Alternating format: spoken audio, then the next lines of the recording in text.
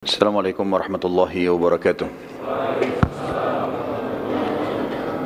Alhamdulillah, kalimat mulia, kalimat suci, kalimat yang sempurna, yang penuh dengan berkah, selalu kita panjatkan kepada Zat yang maha suci, maha sempurna, maha berkah. Allah satu-satunya yang telah menciptakan semua yang di langit, semua yang di bumi, semua yang di kedalaman lautan, terjangkau atau tidak terjangkau oleh mata manusia. Zat yang maha sempurna, maha adil, maha kuat, tidak beranak dan tidak diperanakan, dan tidak ada sekutu baginya dalam semua kegiatannya. Dia dengan kemahamurahannya telah menggantungkan segala kebutuhan kita untuk roda kehidupan di muka bumi ini dengan kalimat mulia Alhamdulillah. Maka sangat wajar kalau kita selalu mengucapkan kalimat ini. Selanjutnya kita panjatkan salam hormat kita, salam penghargaan kita kepada manusia terbaik, manusia yang telah dipilih oleh Sang Pencipta Allah agar menjadi suri tauladan bagi seluruh manusia tidak terkecuali. Bahkan para jin pun menjadikannya sebagai suri tauladan. Manusia yang telah disempurnakan jalur nasabnya, ilmunya dan fisiknya oleh Sang Pencipta Allah, dan juga Sang Pencipta Allah bersama malaikatnya mengucapkan salam hormat kepada manusia terbaik ini dan dijadikan ibadah untuk orang-orang beriman. Maka sangat wajar kalau kita selalu membacakan salawat dan taslim kepada Nabi besar Muhammad sallallahu alaihi wasallam. Melanjutkan kajian sirah kita, dan sudah panjang lebar kita menceritakan dengan dua pertemuan perang yang mulia, perang yang punya pengaruh sangat besar dalam Islam, yaitu perang Badar. Dan kita akan masuk sekarang setelah kita rentet terakhir pertemuan kita beberapa kejadian antara perang Badar Ramadan tahun 2 Hijriah dengan perang Uhud yang terjadi tahun 3 Hijriah. Dan para ahli sejarah menyebutkan tentang sebab-sebab terjadinya perang Uhud. Paling tidak disimpulkan ada dua sebab. Yang pertama, kekalahan Quraisy di Badar. Dan ini merusak citra mereka di Jazirah Arab atau di depan para suku-suku Arab. Sehingga mereka tidak punya cara lain, pilihan lain untuk memperbaiki kecuali mengalahkan muslimin. Dan ini juga tergambarkan dari sumpahnya Abu Sufyan, yang pada saat itu setelah meninggalnya tokoh-tokoh Quraisy di Badar hampir semuanya, dan tinggal dua orang, kita sudah jelaskan sebelumnya, Abu Sufyan dan Abu Lahab, dan Abu Lahab pun sudah meninggal. Sehingga tertinggal Abu Sufyan sendiri di Mekah pada saat itu. Tentu belum masuk Islam, karena masuk Islamnya di masa pembebasan kota Mekah atau pembukaan kota Mekah. Yang kedua, penyebabnya adalah orang-orang Quraisy, sebagaimana dicatat dalam sejarah dan sebelumnya, sebelum sejarah histori atau sejarah yang dicatat oleh para ahli sejarah, Al-Quran juga sudah menceritakan kalau orang-orang Quraisy sangat tergantung perekonomiannya atau kota Mekah secara khusus itu dengan perdagangan dari negeri Syam. Sementara baginda Nabi SAW selalu berusaha membentuk pasukan-pasukan, baik beliau pimpin sendiri yang dikenal dengan Ghazwah, atau dipimpin oleh para sahabat dikenal dengan Ma'rakah, atau dipimpin dengan para sahabat yang jumlahnya di bawah 100 orang, di atas 3 orang, di bawah 100 orang, yang dikenal dengan Sariyah. Maka orang-orang Quraisy terganggu sekali karena mereka hidup memang dari negeri Syam. Sementara semua kafilahnya berusaha untuk diserang, walaupun ada beberapa kafilah yang sempat lolos. Maka paling tidak dua penyebab ini disebutkan oleh para ahli sejarah menjadi pemicu utama terjadinya perang Uhud. Nabi SAW atau sebelumnya Al-Quran menceritakan masalah itu ya, ketergantungan Quraisy pada perdagangan atau ekonominya Mekah dengan perdagangan ini dalam surah Quraisy, surah nomor 104 ayat 1 sampai ayat 4. A'udzu billahi minasyaitonir rajim, li'ilafi Quraisy ilafihim rihlatash shita'i was-shaif falyabudu rabb hadzal bait alladzi at'amahum min ju'in wa amanahum min khauf. Karena kebiasaan orang-orang Quraisy, kata Allah, yaitu kebiasaan mereka bepergian untuk berdagang pada musim dingin dan musim panas. Kata ulama tafsir, musim panas mereka ke negeri Syam dan musim dingin mereka ke negeri Yaman untuk berdagang. Tapi kebanyakan mereka di musim dingin di Yaman mereka hanya pergi untuk rekreasi, sementara musim panas ke negeri Syam mereka berdagang. Maka hendaklah mereka menyembah Tuhan pemilik rumah Ka'bah yang telah memberikan makanan kepada mereka untuk menghilangkan lapar dan mengamankan mereka dari ketakutan. Saksi bahasan kita firman Allah, rihlatas syita'i was saif. Akhirnya Quraisy karena selalu menemukan kafilahnya dihadang dan pernah saya kasih gambaran ikhwas sekalian, kalau jazirah Arab di wilayah utaranya jazirah Arab bagian atasnya itu negeri Syam, dan posisi Mekah itu kalau mau ke negeri Syam harus lewati Madinah, Madinah di atasnya. Jadi Madinah itu di utara Mekah. Habis Madinah baru ke negeri Syam. Jadi mereka mau tidak mau harus lewat jalur itu, nggak ada jalur lain. Waktu itu mereka belum punya jalur lain. Apalagi mereka harus lewat darat. Maka yang terjadi teman-teman sekalian, mereka sekarang merasa terganggu, selalu dihadang. Kemudian mereka juga sudah kalah di perang Badar, jadi tambah takut. Sekarang bagaimana caranya? Mereka ubah jalurnya. Terakhir percobaan mereka adalah mereka melalui wilayah namanya Dhatu Irq. Dhatu Irq ini adalah jalur dari Mekah, mutar ke dekat Jeddah, mutar sampai ke dekat wilayah Najd, wilayah Irak. Jauh sekali, baru masuk ke negeri Syam untuk menghindari Madinah saja. Jadi di sini misalnya mereka ke negeri Syam itu perjalanan sebulan, ini bisa 2-3 bulan baru sampai. Tapi mereka coba lakukan itu. Ternyata baginda Nabi SAW dengar ada kafilah mereka keluar menuju ke sana. Maka beliau membentuk Sariyah. Saya sudah bilang tadi Sariyah bagaimana jumlahnya? 3-100, di atas 100 pasukan, tidak dikatakan Sariyah gitu. Maka dibentuklah Sariyah dipimpin oleh Zaid bin Harithah radhiyallahu anhu. Dan sementara pada saat itu orang-orang Quraisy sama sekali tidak sangka, sama sekali tidak menyangka.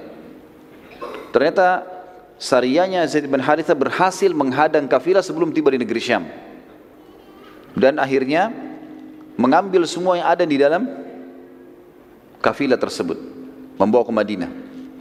Abu Sufyan yang memimpin Mekah pada saat itu bersama dengan orang-orang Quraisy tidak pernah menyangka terjadi penyerangan ini, dan karena jalur ini pun jalur alternatif yang sudah sangat jauh diketahui muslimin, maka mereka akhirnya putus asa. Abu Sufyan akhirnya tidak ada jalan lain kecuali memotivasi masyarakat Mekah, kita harus selesaikan urusannya Madinah nih. Kalau enggak habis semua ini, ekonomi enggak bisa. Citra kita sudah rusak karena kalah. Harus kita kalahin. Motivasi sana sini terus menerus. Puncaknya adalah pada saat Abu Sufyan menyurati suku Ghatafan. Dan suku Ghatafan kita sudah sebutkan tadi diserang oleh Nabi SAW, tetapi mereka tidak bisa atau mereka tidak melawan dan mereka sembunyi di atas gunung, walaupun mereka punya 10.000 personel kuda, semuanya siap perang. Suku Ghatafan waktu itu menyumbang personel perang banyak sekali. Sepertiga dari pasukan Quraisy, pasukan menyerang di Uhud nanti, itu dari Ghatafan. Jadi 1.000 orang mereka. 2.000 yang lain, Abu Sufyan berhasil mengumpul dari berbagai kabilah-kabilah Arab, suku-suku Arab. Dan belum pernah, dalam sejarah disebutkan, belum pernah Quraisy memiliki pasukan sebesar ini. 3.000 orang personel perang. Selama ini 1.000 itu sangat luar biasa. 1.000 itu waktu menyerang Badar itu sudah dianggap pasukan intinya Quraisy, itu pun kalah. Teman-teman sekalian, pasukan ini akhirnya menuju ke Madinah. Dan yang terjadi, Nabi SAW mendengarkan kejadian tersebut. Perlu saya gambarkan sedikit teman-teman sekalian. Madinah, sebenarnya sekarang Uhud itu masuk wilayah Madinah ya, masuk wilayah haram maksud saya, wilayah haram. Di zaman Nabi SAW waktu masih hidup, Uhud itu di luar gerbangnya Madinah. Jadi dulu ada temboknya Madinah, itu ada pintu gerbangnya. Uhud itu di luarnya pintu gerbang itu. Jadi kalau muslimin mau ke Uhud, maka mereka keluar dari pintu gerbang Madinah baru mereka ke Uhud itu. Pasukan Quraisy teman-teman sekalian mau menuju ke Madinah, ingin menaklukkan Madinah. Pintu gerbang Madinah yang paling dekat untuk bisa menembusnya adalah Uhud. Padahal gunung Uhud itu ada di luar tembok Madinah. Makanya dikatakan perang Uhud karena pasukan sampai ke lokasi itu, dan itu sudah pintu gerbang Madinah, dan gunung ini pun sangat dekat. Pada saat itu teman-teman sekalian, Nabi SAW segera mengumpulkan sahabat, diskusi apa jalan keluarnya nih, permasalahannya apa. Mayoritas sahabat berpikir untuk keluar melawan Quraisy. Ya Rasulullah, sebelum mereka tiba di Madinah, kita keluar, hadapin dimanapun ketemu. Seperti kita hadapi di Badr. Termasuk pada saat itu yang paling ngotot adalah paman beliau Hamzah radhiyallahu anhu. Semangat para sahabat ini muncul teman-teman sekalian karena mereka sudah melihat kemenangan di Badr. Jumlah lebih sedikit, tapi akhirnya jadi besar, bisa menang. Dan saya sudah sebutkan teman-teman sekalian, perang Badr Allah Azza wa Jal, Allah yang maha tinggi dan maha kuat telah mengaturnya supaya setelah Badr muslimin sudah tidak pernah takut lagi berperang, gitu kan? Ya sudah kita jelaskan panjang lebar masalah itu. Seorang sahabat dari Ansar yang bernama Anas bin Nadhr radhiyallahu anhu, yang kebetulan waktu itu tidak sempat hadir di perang Badr, ia mengatakan, dia berkata pada saat itu, waktu dengar Nabi SAW menyampaikan Quraisy akan menyerang, dia mengatakan, peperangan pertama Nabi SAW di Badr, aku tidak hadir. Demi Allah, bila setelah hari ini, maksudnya setelah kejadian Badr, ada pertempuran lagi yang dipimpin oleh Nabi SAW melawan Quraisy, maka aku akan melakukan apapun yang membuat Allah Azza wa Jalla ridha, terima. Pada saat itu Nabi SAW keluar ke Badr. Tentu kita ingatkan kembali, kenapa sahabat ini tidak ikut dan kenapa banyak sahabat tidak ikut? Karena Nabi SAW waktu itu hanya mengiklankan, siapa yang mau ikut silakan. Ini bukan mengatakan jihad, ayo pergi, nggak ada. Sehingga jadi wajib, pilihan. Siapa yang mau ikut silakan, kita mau menyerang kafilah Abu Sufyan, kan gitu. Makanya ada sahabat banyak yang luput pada saat itu. Anas bin Nadhr lalu memotivasi Nabi SAW. Dia terus mengatakan, ya Rasulullah, kita keluar melawan ya Rasulullah. Kami kehilangan kesempatan Badr, kami kehilangan kesempatan mati syahid. Terus dia motivasi Nabi SAW. Dia mengatakan, ya Rasulullah, ayo keluar. Dengan beberapa sahabat termasuk Hamzah. Sampai akhirnya Nabi SAW mengatakan, kalau pendapat saya, maka saya akan bertahan di Madinah. Kalau pendapat saya bertahan dalam benteng. Karena pasukan mereka besar dan sudah keluar. Kalau sampai pasukan muslimin dikalahkan di luar, mereka punya kesempatan, karena niatnya sudah mau masuk ke Madinah, punya kesempatan untuk masuk menguasai Madinah. Maka lebih baik kita tunggu saja di sini. Kita lebih kuat dalam benteng. Lalu Nabi SAW mengatakan, aku memilih bertahan di Madinah karena aku telah melihat mimpi. Itu perkataan Nabi SAW. Para sahabat mengatakan, ya Rasulullah, apa yang anda lihat? Kata baginda Nabi SAW dalam hadis Bukhari, aku melihat seekor sapi disembelih. Aku juga melihat pada pedangku terdapat kebengkokan atau retak. Aku juga melihat aku masuk dan berlindung dalam baju perang yang kokoh. Para sahabat bertanya, lalu apa penakwilannya Rasulullah? Kata Nabi SAW, aku menakwilkan sapi yang disembelih adalah sahabat-sahabatku, beberapa sahabatku yang akan terbunuh. Sementara kebengkokan pada pedangku atau retaknya, adanya salah satu kerabatku yang akan terbunuh, dan aku masuk ke dalam baju perang yang kokoh, aku takwilkan kota Madinah. Oleh karena itu, aku memilih untuk bertahan di Madinah. Tapi pada saat itu para sahabat mengatakan, ya Rasulullah, itu takwil mimpi wahyu atau penyampaian dari anda? Nabi SAW mengatakan, itu penyampaian dari saya. Takwil, kalian tanya takwil, ini saya takwilkan, gitu kan? Maka di sini para sahabat mengatakan, ya Rasulullah, izinkanlah kami berperang, keluarlah. Terus saja mereka memotivasi dan mendorong Nabi SAW untuk keluar. Beberapa sahabat sampai beliau mengatakan, baiklah, kalau gitu bersiap-siaplah. Lalu Nabi SAW pun pulang ke rumah beliau dan beliau mempersiapkan baju perangnya. Waktu Nabi SAW masuk ke dalam rumahnya, para sahabat akhirnya berbicara satu sama yang lain. Ini jangan sampai kita ini melakukan dosa, kita melanggar Nabi SAW, kita menyuruh beliau keluar pada beliau mau bertahan di Madinah. Sampai akhirnya mereka tunggu depan pintu rumah Nabi SAW. Waktu beliau SAW keluar dari rumahnya dengan pakaian perang yang lengkap, beberapa sahabat menghampiri sambil berkata, wahai utusan Allah, bila anda ingin tetap di kota Madinah, maka kami pun ikut saja bertahan di Madinah. Lalu keluarlah sabda Nabi SAW yang masyhur dalam riwayat yang sahih, tidak pantas bagi seorang Nabi yang telah mengenakan baju perang membatalkan niatnya sampai Allah memberikan keputusan siapa yang menang atau kalah antara dia dengan musuhnya. Nggak bisa lagi, sudah pakai baju perang begini nggak bisa lagi. Ini teman-teman sekalian, saya berikan sebuah note di sini di tulisan saya mengatakan ini jelas sekali bagaimana seorang mukmin harus punya tekad yang kuat kalau itu adalah kebenaran. Tadinya dia ragu mengerjakan yang mana, tapi kalau dia sudah pilih sebuah keputusan dan itu juga benar dalam agama, tidak usah ragu. Itu penting untuk dilakukan, karena keraguan dalam memilih satu keputusan dan terus menerus larut ini membuat masalah. Apalagi kondisinya seperti ini, Madinah akan diserang. Salah satu yang tidak setuju keluar pada saat itu, waktu Nabi SAW sudah keluar, pasukan sudah mulai berkumpul, adalah pimpinan orang munafik yang sudah masyhur, Abdullah bin Ubaidillah bin Salul. Lalu dia berkata, wahai Rasulullah, aku melihat kita bertahan di Madinah saja, karena belum pernah kami, masyarakat Madinah, karena dia dari suku Khazraj, menghadapi musuh di dalam atau di luar, kami menghadapi musuh di dalam kota Madinah kecuali kami mengalahkan musuh kami.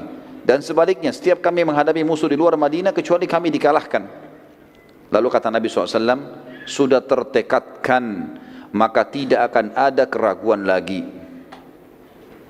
Nabi SAW lalu keluar menuju ke Uhud. Dan kita sudah tahu, saya bilang tadi, begitu keluar pintu gerbang langsung gunung Uhud. Jadi pasukan muslim tidak pergi jauh-jauh ini, bertahan di situ saja, cuma di luar pintu gerbang mereka.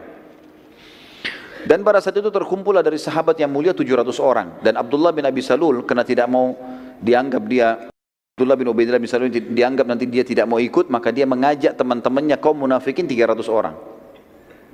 Terkumpullah pasukan sekitar 1.000 orang pada saat itu.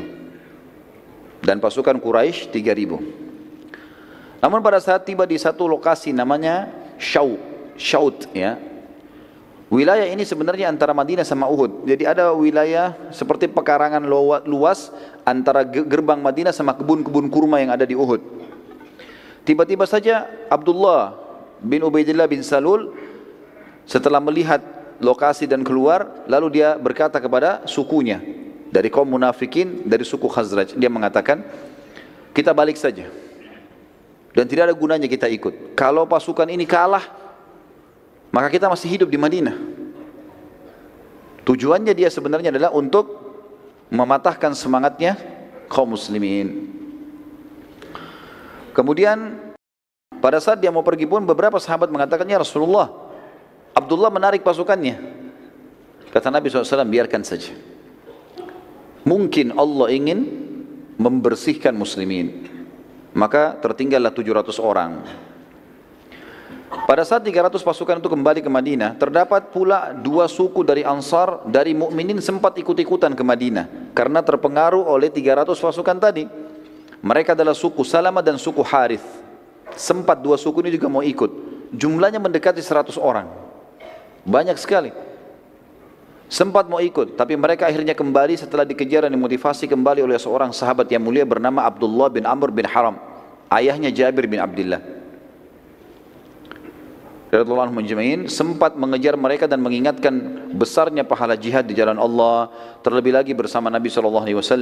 Akhirnya kedua suku tadi kembali bergabung dengan muslimin. Sementara yang 300 bersama Abdullah bin Ubaidillah bin Salul tetap menolak, maka Abdullah pun akhirnya meninggalkan pasukan muslimin dan masuk ke Madinah, lalu kemudian mencela-cela pasukan muslimin dari atas benteng Madinah.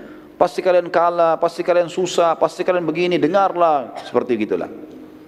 Allah Azza wa Jalla menyebutkan kejadian tersebut dalam surah Al-Imran, surah nomor 3 ayat 122. A'udzu billahi minasyaitonir rajim. Idh hammat ta'ifatani minkum an tabshala wallahu waliyuhuma. An tabshala wallahu waliyuhuma wa 'alallahi falyatawakkalul mu'minun. Ketika 2 golongan daripadamu, yaitu Bani Salamah dari suku Khazraj dan Bani Harith dari suku Aus, yang tadi mau ikut sama orang-orang munafik, ingin mundur karena takut, padahal Allah adalah penolong bagi kedua golongan itu. Karena itu hendaklah kepada Allah saja orang-orang mukmin bertawakal.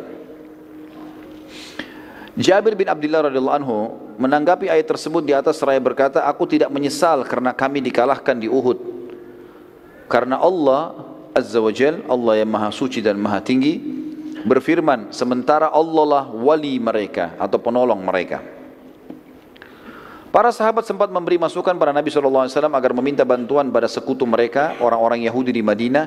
Namun Nabi SAW menolak karena mengetahui kalau Yahudi kaum yang suka gemar berkhianat. Nabi mengatakan SAW, kita cukupkan dengan 700 ini. Tiba di lokasi Uhud teman-teman sekalian, baginda Nabi SAW lalu kemudian mengatur strategi dengan para sahabat karena Quraisy belum tiba. Kata beliau, tunjukkan, kata Nabi SAW kepada sahabat, tunjukkan saya jalan menuju ke satu lokasi yang menjadikan Uhud di punggung kita. Dan itu tidak melewati lokasi yang umumnya, bukan dari pintu gerbang menuju ke sana. Tujuannya agar orang-orang munafik yang ada di atas benteng dan orang-orang Yahudi itu supaya tidak tahu ke arah mana pasukan muslimin berkemah dan tidak memberitahukan kepada Quraisy. Maka ada seorang sahabat mengatakannya, Rasulullah, saya tunjukkan kepada anda dan kita harus melewati kebun-kebun kurma. Pada saat itu penuh dengan pohon kurma tentunya, dan sampai sekarang di sekitar Uhud itu penuh sekali, banyak pohon-pohon kurma, tapi sebagian sudah dibongkar menjadi lokasi pemukiman. Dan Nabi SAW meminta ini agar betul-betul beliau sudah ada di lokasi peperangan, memilih lokasinya, menjadikan gunung di belakangnya. Juga di dekat gunung itu yang ada kebun-kebun kurma yang Nabi SAW menjadikan target, ada sumur-sumur agar para mujahidin bisa minum. Saat tiba di lokasi itu atau sementara ke sana, mereka melewati kebun satu orang munafik namanya Rubai'i bin Qaidi. Rubai'i ini orangnya buta dan dia munafik, dia dengar Abdullah bin Abi Salul dan teman-temannya sampaikan, pasukan Muhammad lagi menuju ke kebunmu, jangan kau biarkan lewat. Maka dia berusaha mengatakan, jangan lewat kebunku. Waktu Nabi SAW pamit baik-baik, pamit sama dia, suruh pasukan biarin lewat. Dia bilang, jangan lewat kebunku, nanti kalian merusaknya. Lalu terus saja dia menolak. Tidak ada jalan lain untuk memutari di sekitar tebing-tebingnya atau sekitar lerengnya Uhud, harus lewat kebunnya orang ini. Maka pada saat itu para sahabat pun akhirnya mengatakan kepada Nabi SAW, ya Rasulullah, tidak ada jalan lain. Kata Nabi SAW, jalanlah, lewatin kebunnya, jangan sampai dirusak. Kata beliau, biarkan saja dia, sungguh dia buta mata dan buta hatinya. Lewati tapi jangan buat rusak. Maka lewatlah pada saat itu, dan Rubai sempat mencaci maki muslimin tapi tidak dihiraukan. Nabi SAW saat selesai menyusun, tiba di lokasi yang diinginkan. Tentu kalau kita berada, biasanya kalau saya bimbing umroh teman-teman sekalian, di lokasi Uhud saya tunjukkan ada memang titik di mana pasukan pada saat itu tiba di sebelah pinggiran gunung Uhud, ya. Dan itu memang kalau dilihat posisinya, Uhud di belakang dan Mekah di hadapan gitu. Posisinya pas seperti itu. Di sebelah kirinya pasukan itu ada Bukit Pemanah. Bukit Pemanah yang berada antara lokasi pasukan muslimin dengan gerbangnya Madinah. Nabi SAW memberi instruksi penting pada saat itu kepada para pemanah, keluar 50 orang, kalian harus ada di atas sana, dipimpin oleh Abdullah bin Jubair radhiyallahu anhu. Naik di atas sini, jangan tinggalkan bukit ini sampai ada instruksi dariku, walaupun kalian lihat pasukan menang atau kalah, pokoknya kita menang atau kita kalah, jangan tinggalkan bukit ini. Pesan. Baiklah, naik semuanya 50 orang. Dan pemanah zaman dulu teman-teman sekalian itu sama dengan sniper kita sekarang, ahli tembak. Bahkan kalau orang-orang yang mahir, mereka bisa melepaskan beberapa anak panah dengan satu tarikan, gitu kan? Dan itu kalau tepat sasaran dia bisa membunuh beberapa orang. Maka ini kekuatan muslimin di situ tadi. 50 orang ditaruh di Bukit Pemanah dan 650 bersama Nabi SAW. 649, 650 sama Nabi SAW. Allah Azza wa Jal menjanjikan bila sahabat bersabar dalam perang Uhud dan patuh pada perintah Nabi SAW. Ini janji Allah. Kalau mereka patuh, ikuti instruksi Nabi, akan membantukan 3.000 pasukan dari malaikat. Di Badr ada berapa malaikat? 1.000. Sudah kita jelaskan tadi. Ini 3.000 dijanjikan dari malaikat. Bahkan bila disiplin, mereka patuh, Nabi bilang serang, tidak, maka Allah janjikan menurunkan 5.000 malaikat. Jumlah orang kafir 3.000. Allah mau turunkan seimbang, jumlah kafir 3.000, malaikat 3.000. Di perang Badar jumlah kafir 1.000 turun 1.000, kan gitu. Tapi Allah janjikan untuk menenangkan muslimin, kalau kalian sabar, disiplin, patuh, 5.000 saya turunkan. Allah ceritakan dalam surah Al-Imran, surah nomor 3 ayat 123 sampai 125. A'udzu billahi minasyaitonir rajim. Wa laqad nasarakumullahu bi Badrin wa antum adhillah fattaqullaha la'allakum tashkurun. إذ تقول للمؤمنين ألن يكفيكم أن يمدكم ربكم بثلاثة آلاف من الملائكة منزلين بلى إن تصبروا وتتقوا ويأتوكم من فورهم هذا يمددكم ربكم بخمسة آلاف من الملائكة مسومين. Sungguh Allah telah menolong kalian dalam peperangan Badar. Waktu itu jumlahnya lebih sedikit, senjatanya lebih sederhana. Padahal kamu pada saat itu adalah orang-orang yang lemah. Karena itu bertakwalah kepada Allah supaya kalian atau kamu mensyukurinya. 1, 2, 3, 1, 2, 4-nya. Ingatlah, ketika kalian mengatakan atau kamu berkata, hai Muhammad, kepada orang-orang mukmin, apakah tidak cukup bagi kalian Allah membantu dengan 3.000 malaikat yang diturunkan dari langit? Ayat 125, ya pasti sudah cukup. Tapi ketahuilah, jika kalian sabar, kalian bersiap siaga, disiplin, patuh, Allah menjanjikan loh, mereka Allah akan mendatangkan, dikatakan, dan jika kalian bersabar dan bersiap siaga, dan mereka datang menyerang kalian dengan seketika pun, niscaya Allah akan menolong kalian dengan 5.000 malaikat yang memakai tanda-tanda. Kata ulama tafsir yang dimaksud di sini adalah kalau para sahabat mematuhi, tidak satu pun melanggar titah Nabi SAW, pasti menang. Seperti itulah. Pasukan muslimin terdiri dari 70 orang pasukan kuda, 50 prajurit pemanah, dan sisanya pasukan pejalan kaki. Dari pasukan musyrikin Quraisy terdapat 200 personil yang menunggangi kuda, yang pada saat itu dipimpin oleh Khalid bin Walid sebelum masuk Islam. Mereka tidak ikut berperang dan tugasnya 200 orang. Dari 3.000 ini 200 ke samping medan perang. Kalau dari Bukit Pemanah itu kita bisa lihat ke arah kiri, kalau satu waktu antum mengunjungi ke sana. Kalau kita lihat ke arah kota Madinah, kita akan temukan di depan kita ada seperti lembah. Lembah itu dulu agak curam dan di situ pasukan Khalid bin Walid bersembunyi, ya kan? 2.800 maju masuk bersama pasukan Quraisy.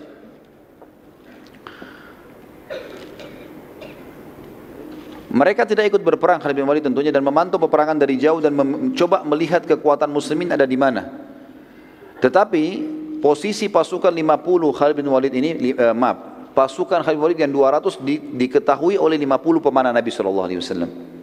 Maka Abdullah bin Jubair sempat mengatur strategi di atas 50 orang ini dibuat melingkari gunung. Bukit Pemanah dibuat melingkari, sehingga mereka bisa memanah ke seluruh penjuru. Gitu. Termasuk ke pasukan 200 orang ini, kalau mereka coba maju menyerang muslimin dari belakang. Kita dengarkan ada subjudul teman-teman sekalian tentang motivasi perang Nabi SAW untuk para sahabat. Dan ini termasuk sunnah Nabi SAW. Setiap kali pasukan sudah berhadapan, supaya jiwa-jiwa siap untuk berperang, dimotivasi.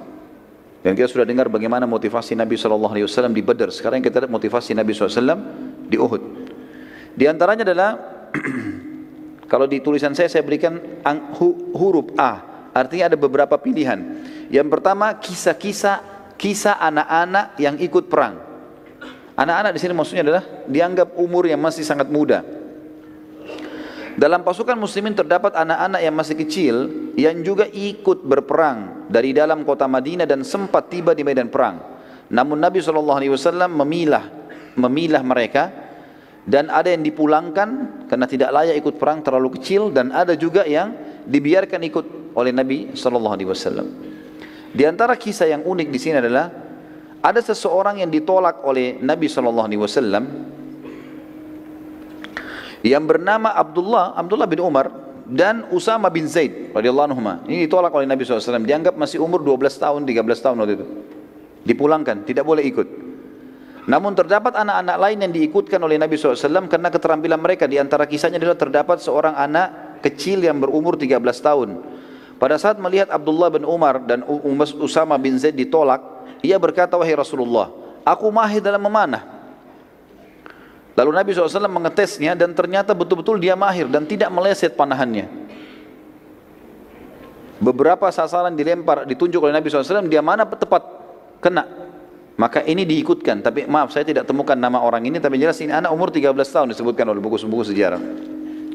Seorang anak yang lain juga berumur 13 tahun, saat melihat temannya diloloskan oleh Nabi SAW untuk berperang, dia berkata, wahai Rasulullah, kenapa anda loloskan ia ikut perang sementara aku tidak?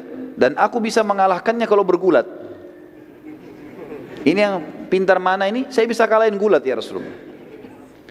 Dalam riwayat dikatakan Nabi SAW menyuruh keduanya untuk mengadu keterampilan gulat. Dan ternyata betul, anak yang kedua mengalahkan anak yang pertama. Maka Nabi SAW pun akhirnya mengizinkan dia ikut. Yang kedua teman-teman sekalian adalah kisah pedang Nabi SAW. Kisah pedang Nabi SAW. Disebutkan dalam hadis Bukhari, Nabi SAW mengumpulkan seluruh pasukan lalu menghenuskan sebilah pedang dan bersabda, siapa yang akan memberikan haknya Allah dan Rasulnya di pedang ini? Tiba-tiba saja Hamzah bin Abdul Muttalib radhiyallahu anhu, yang kita tahu memang dia yang paling besar semangatnya untuk keluar menghadapi musuh, dan memang Allah karuniai dia mati syahid di situ. Tiba-tiba berdiri dan mau mengambil dari tangan Nabi SAW. Nabi SAW tarik. Hamzah dikenal dengan singa, orang yang sangat luar biasa, perkasa, pemberani. Lalu Nabi SAW ulangi lagi. Setelah Hamzah mengatakan, aku ya Rasulullah, Nabi SAW tarik. Nabi SAW ulangi lagi. Siapa yang mau memberikan haknya Allah dan Rasulnya di pedang ini? Berdiri yang kedua Ali bin Abi Thalib radhiyallahu anhu. Orang juga yang muda tapi kuat sekali, punya kekuatan fisik, keterampilan perang. Nanti kita lihat keterampilannya luar biasa kalau pada saat kita ceritakan tentang kisah perang Ahzab. Maka Ali pun berdiri mengatakan, saya Rasulullah, langsung mau memegang pedang itu. Karena dianggap ini kemuliaan, pedangnya Nabi SAW dikeluarkan lalu dikasih. Siapa yang mau berikan hak Allah dan Rasulnya di sini? Ternyata Nabi SAW tarik lagi. Suruh Ali duduk. Ulangi lagi. Siapa yang mau memberikan haknya Allah dan Rasulnya di pedang ini? Berdiri Zubair bin Awam, yang sudah kita tahu kisahnya di perang Uhud, di perang Badar, bagaimana dia membunuh Abu Kabs, melempar tombak di antara dua matanya tembus sampai ke otaknya, gitu kan? Berdiri mengatakan, saya Rasulullah.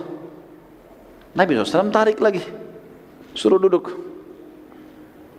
Diulangi lagi, siapa yang akan memberikan haknya Allah dan Rasulnya di pedang ini?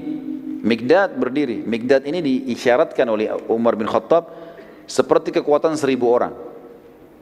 Suaranya keras, cepat kalau menyerang, macam-macam keterampilannya. Berdiri lagi, aku ya Rasulullah, mau dipegang lagi. Ditarik lagi oleh Nabi SAW, suruh duduk. Diulangi lagi, siapa yang mau memberikan haknya Allah dan Rasulnya di pedang ini? Maka perlu digarisbawahi teman-teman sekalian, keempat sahabat yang sudah lewat ini dianggap ini jawaranya muslimin. Keempat orang ini, bahkan setiap orang di antara mereka bisa dihitung kekuatan 1000 orang. Sebagaimana diriwayatkan oleh Umar bin Khattab pada saat mengutus pasukan pembebasan Mesir kepada Amr bin As. Waktu itu Amr memiliki 8000 personil, dan Amr tulis surat kepada Umar bin Khattab yang berbunyi, wahai Amirul Mukminin, genapkanlah pasukan kami 12.000 sehingga kami mendapatkan hadis Nabi SAW, tidak akan dikalahkan umatku yang berjumlah 12.000. Ya. Maka Umar bin Khattab pun mengirim 4 orang dari Madinah.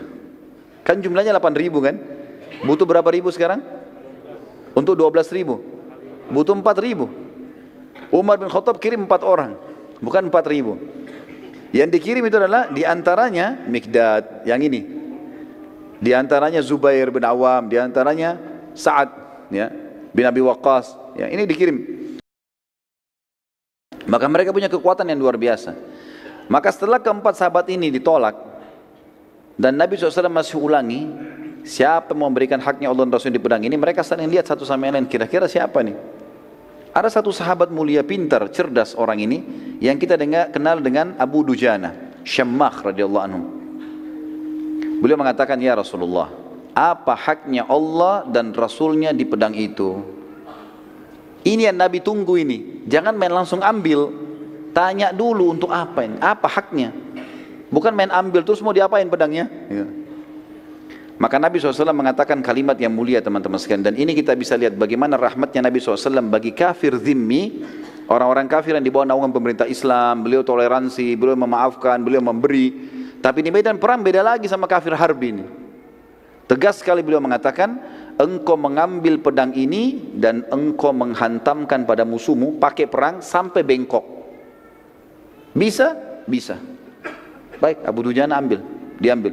Maka Abu Dujana waktu itu teman-teman sekalian, dia lagi pakai imamah warna hitam. Diganti sama dia. Ganti imamah warna merah. Dan imamah merah ini adalah tanda saya siap mati. Seperti itulah waktu mereka yakini seperti itu.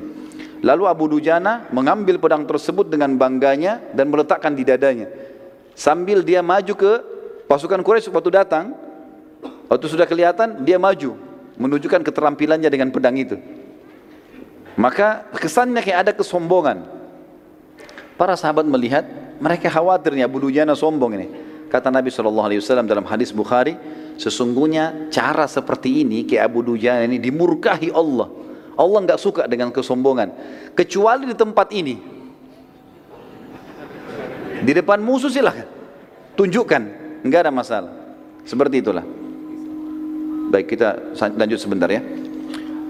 Maka Ka'ab radhiyallahu anhu berkata, aku sempat penasaran ingin tahu seperti apa Abu Dujana memberikan haknya Allah dan Rasul di pedang itu. Abu Dujana sudah bawa nih, perang berkecamuk. Apa yang dia lakukan nih? Kata Ka'ab, sampai saya tidak nyerang musuh, hanya ikuti Abu Dujana. Lihat dia buat apa ini dengan pedang itu. Lalu aku pun mengikutinya dari belakang, ke kiri, ke kanan, dia nyerang musuh terus dilihat. Saat itu di kancah peperangan terdapat seseorang dari pasukan kafir Quraisy sangat kuat, tidak terkalahkan. Setiap kali dia memukul, setiap kali dia datang, banyak di antara pasukan muslimin menghindar dari orang itu. Karena kuatnya kelihatan, kekar, pedangnya besar gitu kan. Kata Ka'ab, saya berdoa sama Allah di kancah peperangan supaya ketemu dengan Abu Dujana. Maka dia bilang, Allah pun menerima doa saya. Tiba-tiba keduanya bertemu. Padahal tadinya terpisah di medan perang. Tiba-tiba berhadapan dan tiba-tiba saling menyerang. Maka saya pun menyaksikan pertempuran yang terjadi yang sangat dahsyat. Sampai debu-debu pada berterbangan, saling nyerang satu sama yang lain terus saja dengan kekuatan-kekuatan yang luar biasa. Abu Dujana dipukul, dia tangkis sama perisainya. Abu Dujana menyerang, orang itu juga menangkis terus. Sampai debu berterbangan sana sini. Kata beliau, sampai akhirnya Abu Dujana pada saat itu saling pukul dengan sangat keras. Maka perisai Abu Dujana lepas dan pedang orang kafir itu melengket, dan Abu Dujana juga menghantam perisai musuh, pecah. Akhirnya kena si kafir, terbelah bagian kepalanya, mati, gitu kan. Abu Dujana rupanya dengan hikmah Allah ini dia tahu kalau Ka'ab ada di belakangnya. Begitu selesai dia bunuh orang kafir, dia mengatakan, dia balik ke arah Ka'ab, wahai Ka'ab, apa pendapatmu? Dari tadi ini kau tunggu, apa pendapatmu sekarang? Maka akhirnya Ka'ab pun mengatakan, engkau telah memberikan haknya dan Rasulnya. Dan di sini teman-teman sekalian, tidak masuk dalam masalah sombong di sini. Tidak masuk. Fa'amma binikmati rabbika fahaddits, masuk dalam firman Allah di sini. Dia melakukan apa yang Allah Rasul perintahkan, maka dia bisa mengatakan, saya sudah melakukan. Sudah lihat kan saya sudah lakukan? Gitu. Seperti itulah ya. Bagaimana hajimu kemarin? Ya saya sudah coba lakukan semaksimal mungkin. Enggak ada hubungannya dengan riak, kecuali dia niat untuk itu. Jadi harus dibedain mana yang boleh, mana tidak boleh. Maka di sini Abu Dujana tidak sama sekali hubungannya dengan riak, tapi beliau tunjukkan karena ini orang yang mau lihat nih, saya sudah kasih haknya. Sampai kalau bukan pedang ini bengkok, kepalanya dia yang bengkok gitu kan. Allahu a'lam. Baik, kita lanjutkan sebentar insyaallah dengan kisah-kisah yang lain. Subhanakallahumma bihamdika asyhadu an la ilaha illa anta astaghfiruka wa atubu ilaik. Assalamualaikum warahmatullahi wabarakatuh. Assalamualaikum warahmatullahi wabarakatuh. Alhamdulillah wassalatu wassalamu ala Rasulillah. Segala puji bagi Allah Subhanahu wa taala, juga salawat dan taslim kepada Nabi besar Muhammad sallallahu alaihi wasallam. Tadi sudah kita ceritakan tentang kisah bagaimana Abu Dujana Syammah ibn Harith radhiyallahu anhu memberikan hak pedang yang diberikan oleh Nabi sallallahu alaihi wasallam, yang menuntut haknya Allah dan Rasulnya di situ. Kisah yang lain teman-teman sekalian, kisah yang terjadi di perang Uhud yang tidak bisa luput dari seorang beriman adalah kisah sahabat yang mulia Hanzalah radhiyallahu anhu. Hanzalah radhiyallahu anhu adalah seorang sahabat yang menikah di hari Jumat malam. Dan perang Uhud terjadi di Sabtu pagi, di waktu duha. Hanzalah radhiyallahu anhu menikah malam itu. Kemudian memang dia belum menggauli istrinya. Dia sempat ikut berjamaah sholat subuh bersama Nabi SAW. Pada saat dia pulang, dia untuk menggauli istrinya, sehingga dia dalam keadaan junub. Baru saja dia selesai bergaul dengan istrinya, masih dalam keadaan junub, belum mandi, terdengar panggilan seruan dari utusan Nabi SAW kepada seluruh muslimin di Madinah, jihad, jihad. Dan panggilan seperti ini berarti wajib bagi laki-laki muslim untuk ikut. Maka dia pun tidak menunggu, langsung saja dia keluar dalam kondisi masih junub, bergabung dengan pasukan muslimin. Waktu bergabung dengan pasukan muslimin, salah satu korban di Uhud yang mati syahid. Sebenarnya bukan kita katakan korban ya, justru ini kemenangan. Karena hakikat dari seorang muslim ikut jihad adalah mati syahid. Kedua baru menang. Jadi dia tidak kenal namanya kalah. Kalau dia terbunuh itu target utamanya kena masuk surga tanpa hisab. Sementara kalau dia menang adalah target yang kedua. Hanzalah radhiyallahu anhu adalah salah satu sahabat yang dikaruniai oleh Allah syahadah, mati syahid. Waktu jenazahnya ditemukan setelah selesai perang Uhud, maka Nabi SAW waktu melihat ke arahnya mengalihkan pandangan matanya. Lalu kemudian para sahabat bertanya, ya Rasulullah, ada apa dengan Hanzalah? Kenapa anda alihkan pandangan anda? Ada dua riwayat. Yang pertama kata Nabi SAW, aku melihat istrinya dari bidadari menjemputnya. Riwayat yang lain adalah, aku melihat para malaikat memandikannya. Karena dia dalam keadaan junub, maka dimandikan oleh para malaikat sampai keluar julukannya Ghasilul Malaikah. Orang yang dimandikan langsung oleh malaikat. Dan di sini teman-teman sekalian pelajaran penting. Setiap kali ada janji Allah dan Rasulnya dari dalil Al-Quran dan Sunnah, setiap muslim tidak boleh ragu sedikit pun, apapun itu sifatnya, apapun.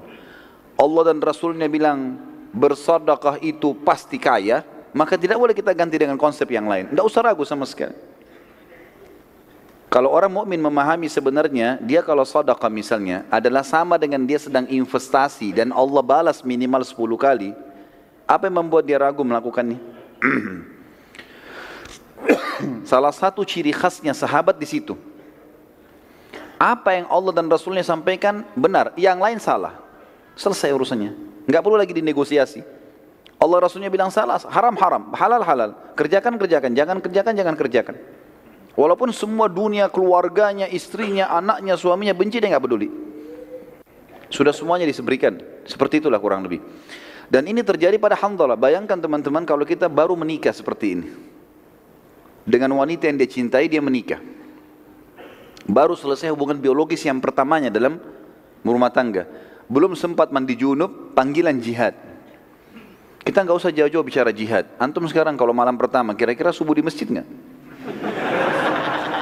Hah? Ada yang tanya ke saya itu di pengajian. Ustadz, apa hukumnya tidak sholat subuh di masjid kalau malam pertama? Saya bilang dosa ini. Nggak ada udurnya. Tapi lihat Hanzalah bukan cuma salat subuh, bukan ini jihad, pergi berperang, mati terbunuh. Padahal dia waktu masih dari hari pertama menikmati pernikahannya. Kalau pernikahan saja bisa ditinggalkan teman-teman, apalagi kalau cuma makanan, minuman, pekerjaan, pendidikan, semua ini nggak ada lagi. Kalau sudah ada seruan dari Allah dan Rasulnya. Ingat pesan saya tadi, setiap nasihat syar'i, agama yang datang masuk telinga kanan, diapakan? Tutup yang kuping kirinya ini, supaya jangan keluar. Ya. Jangan masuk sini keluar sini. Saya datang lagi bulan depan tanya lupa. Ya. Tapi kayaknya kalau kisah Hanzalah nggak lupa deh. Terutama yang laki-laki.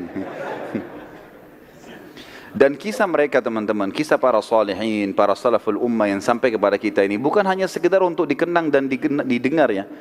Tapi Allah Azza wa Jalla sampaikan kepada kita untuk dijadikan sebagai ibrah, pelajaran. Ini loh ada orang sebelum kamu begini, disampaikan kisahnya ke kita. Ini 1400 tahun yang lalu ini. Sampai kepada kita di malam ini teman-teman di sini. Dan itu saja, kita tidak menghadiri saja, kita bukan Hanzalahnya. Kalau saya yakin teman-teman memiliki iman, merasa bergetar. Luar biasa ya gitu. Padahal sudah 1400 tahun yang lalu Allah sampaikan teman-teman, supaya kita sadar, oh ternyata yang janjikan Allah ini enggak salah, pasti benar. Dan tidak boleh ada keraguan sama sekali. Saya sarankan teman-teman kalau ikuti ceramah di YouTube, ada judul saya, ceramah saya itu judulnya, Hai Muslim, inilah pondasi agamamu. Saya bicara masalah keyakinan. Bagaimana itu harus ditanamkan dalam hati seseorang Muslim. Tidak boleh ragu sama sekali. dan keyakinan terhadap apa yang Allah dan Rasul janjikan akan membuat ketenangan jiwa. Dan semua masalah dunia akan jadi kecil. Kisah yang unik juga yang terjadi di Uhud, teman-teman sekalian, kisah dua orang, Khuwairik, pendeta Yahudi, dan Kazman, salah satu penduduk asli Madinah. Pada saat seruhan Nabi SAW dikumandangkan hari Sabtu pagi di waktu duha, jihad, Khuwairik ini pendeta Yahudi, dia dengar. Tiba-tiba Khuwairik dalam riwayat Sahih dikatakan berdiri lalu memotivasi para Yahudi dari menara benteng mereka. Hai Yahudi, keluarlah, masuk Islamlah. Kalian tahu Muhammad adalah utusan Allah. Demi Allah kalian membaca dalam kitab kalian Taurat, ciri-cirinya disebutkan nenek moyang kalian hijrah ke Madinah gara-gara Nabi ini. Sekarang dia kumandangkan jihad, mati masuk surga. Keluarlah. Pendeta yang panggilin, pendeta mereka. Apa jawaban orang Yahudi? Hai Khuwairik, hari Sabtu. Hari Sabtu hari raya, enggak boleh perang, enggak usah perang, enggak boleh apa-apa. Agama kita. Khuwairik tahu Taurat. Apa kata Khuwairik? Tapi ada dalam kitab Taurat isi ayat yang diperintahkan kepada Musa alaihissalam, karena nabi-nabi sebelum Nabi Muhammad SAW hidup sezaman, seperti Nabi Musa alaihissalam sezaman dengan mertuanya Syuaib alaihissalam. Dalam salah satu ayat Taurat itu ada isinya, kalau Musa alaihissalam berdakwah di Mesir sama Palestina, bila di wilayah lain ada nabi yang Musa tahu itu, Musa beritakan itu nabi, kemudian dia panggil jihad, yang di sini harus bantu yang di sana. Baiklah, kalian tidak beriman pada Muhammad, tapi kalian tahu dia nabi, Yahudi semua tahu. Ikuti ayat Taurat, bantu dia, minimal bantu. Sama jawabannya, kami enggak mau ini hari Sabtu, orang enggak boleh perang hari Sabtu, hukum Taurat, alasan. Macam-macam. Kata Khuwairik, kalau begitu saya sendiri akan pergi. Dia jalan sendiri dari benteng Yahudi menuju ke masjid Nabi SAW waktu Nabi lagi susun pasukan. Lalu dia mengatakan, ya Rasulullah, bukan lagi panggil nama Nabi SAW, karena orang Yahudi suka kurang ajar, panggil nama Nabi SAW gitu kan. Dia mengatakan langsung, ya Rasulullah, asyhadu an la ilaha illallah wa anna Muhammad Rasulullah. Langsung syahadat, gak pakai tanya-tanya apa-apa ini. Nabi SAW sambut dia. Dia mengatakan, ya Rasulullah, saya ingin ikut berperang. Kata Nabi SAW, bergabunglah dengan pasukan muslimin. Sudah selesai, ikut perang. Waktu berkecamuk perang teman-teman sekalian, rupanya Khuwairik dibunuh oleh orang Quraisy, mati. Waktu Nabi SAW kumpulin jenazah muslimin, ada jenazahnya Khuwairik. Nabi SAW senyum waktu lihat jenazahnya. Para sahabat mengatakan, kenapa ya Rasulullah? Ini seperti kasus tadi Hanzalah, tapi ini berbeda. Kata Nabi SAW senyum, kalau siapapun yang ingin melihat penghuni surga belum pernah sujud sekalipun, ini orangnya.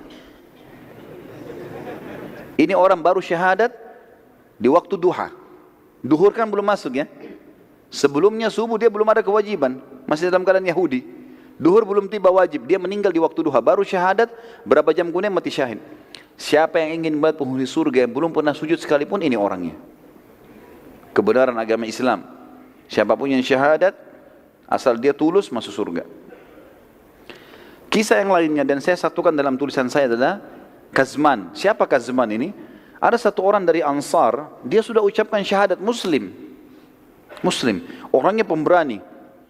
Di kancah perang teman-teman sekalian, dia tebas musuh sana, tebas musuh sini. Berani sekali sampai dalam satu kali serangan bisa menebas beberapa orang musuh. Maka para sahabat memuji mengatakan, orang ini, Kazman ini di surga. Kalau dia terbunuh ini, mati syahid ini. Luar biasa bunuh banyak orang kafir. Karena ada hadis Nabi SAW tidak akan bersatu muslim sama kafir di neraka. Yang dia sempat bunuh di medan perang, ini masuk neraka, ini tidak akan bersatu sama dia. Dia akan masuk surga gitu. Maka Nabi SAW mengatakan, tidak, dia di neraka. Para sahabat penasaran, kok bisa Nabi bilang di neraka, tapi ini lagi berkecamuk perang. Enggak ada waktu untuk bertanya. Mereka ikuti Kazman. Dari belakang diikuti. Kenapa ini Nabi bilang dia di neraka? Ternyata serang demi serang terjadi, ada satu musuh kafir menebas bagian kakinya, berdarah bagian betisnya, sobek. Karena dia kesakitan, dia keluar dari kancah peperangan, lalu dia turun dari kudanya, kemudian dia ambil pedangnya, ditusuk dirinya. Lalu dia mengatakan, sesungguhnya saya berperang untuk membela kaum saya. Maka para sahabat mengatakan pantas dia masuk neraka. Jadi membela karena suku, murni hanya karena suku saja, hanya fanatisme, hanya murni negara bukan karena mendidik kalimat Allah, maka ini tidak dapat syahadah, nggak dapat mati syahid ini. Kisah yang lain adalah kisah Amr bin Jamur radhiyallahu anhu, seorang sahabat Nabi yang sudah berumur dari penduduk Madinah dan kakinya pincang. Dan ini karunia dari Allah SWT. Lihat bagaimana orang-orang yang ikhlas teman-teman. Dan kata para ulama sudah disepakati ini, siapa yang masuk di kancah peperangan ikhlas mau mati syahid, itu yang Allah kasih syahadah.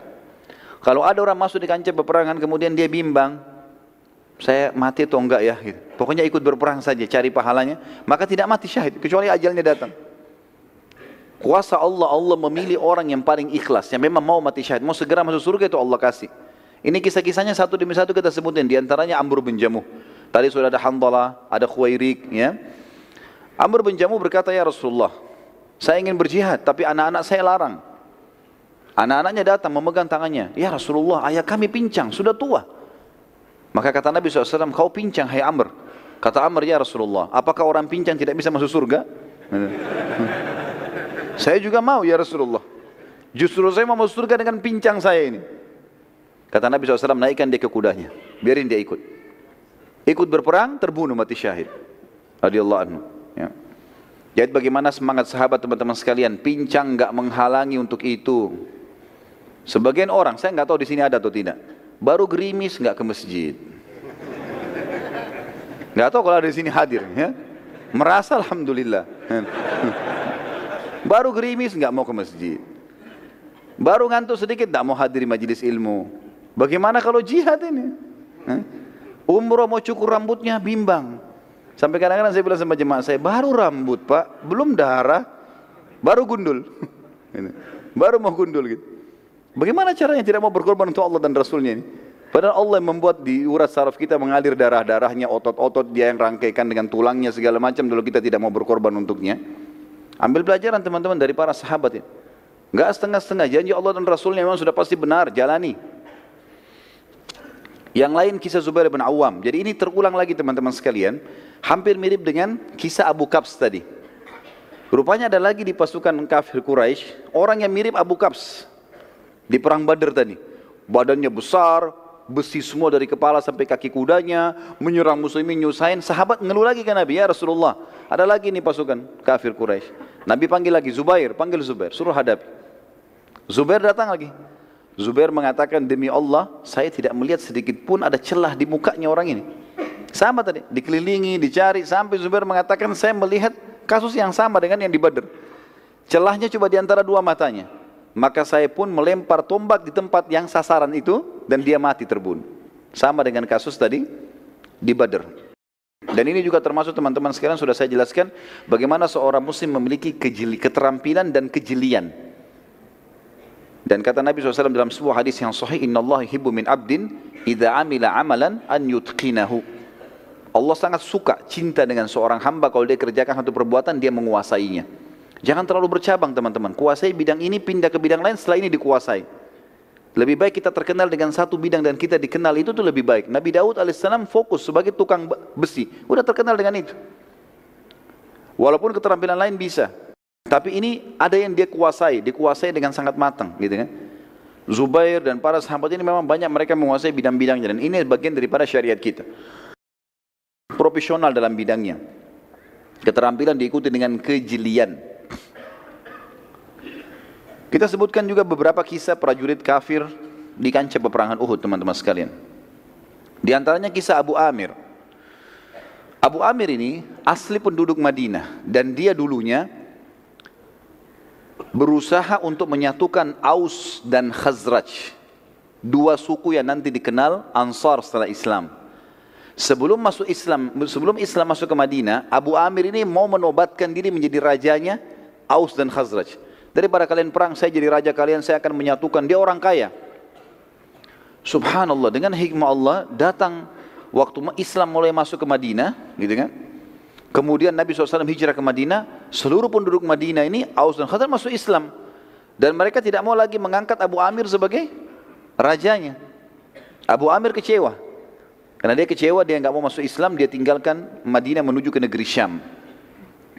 Waktu dia dengar di perang Uhud, orang-orang Quraisy menyerang Madinah, dia kembali. Lalu kemudian dia masuk ke Madinah dan dia mulai ribut. Dia mengatakan kepada muslimin waktu itu orang Madinah, Ngapain kalian ikuti Muhammad? Ikuti saya. Saya dari suku kalian, Muhammad pendatang.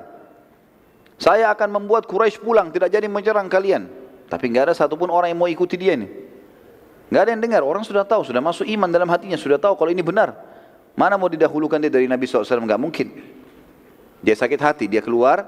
Kemudian dia sempat membuat beberapa lubang di lokasi peperangan. Tapi dengan hikmah Allah, lubang ini dia buat, dia tidak tahu kalau Nabi akan ke situ, tapi dia perkirakan di tempat yang nanti pasukan muslimin terdesak, di situ yang dibuat lubang oleh Abu Amir. Digali lubang cukup dalam, satu orang kalau injak dia akan jatuh. Kurang lebih ukuran 2 orang laki-laki berdiri, gitu kan? Jadi susah untuk keluar dan sempit. Itu ditutup dengan pelapa-pelapa kurma. Dibuat beberapa tempat sama dia. Dan ini nanti salah satu lubang ini yang Nabi SAW jatuh di dalamnya pada saat pasukan muslimin terdesak.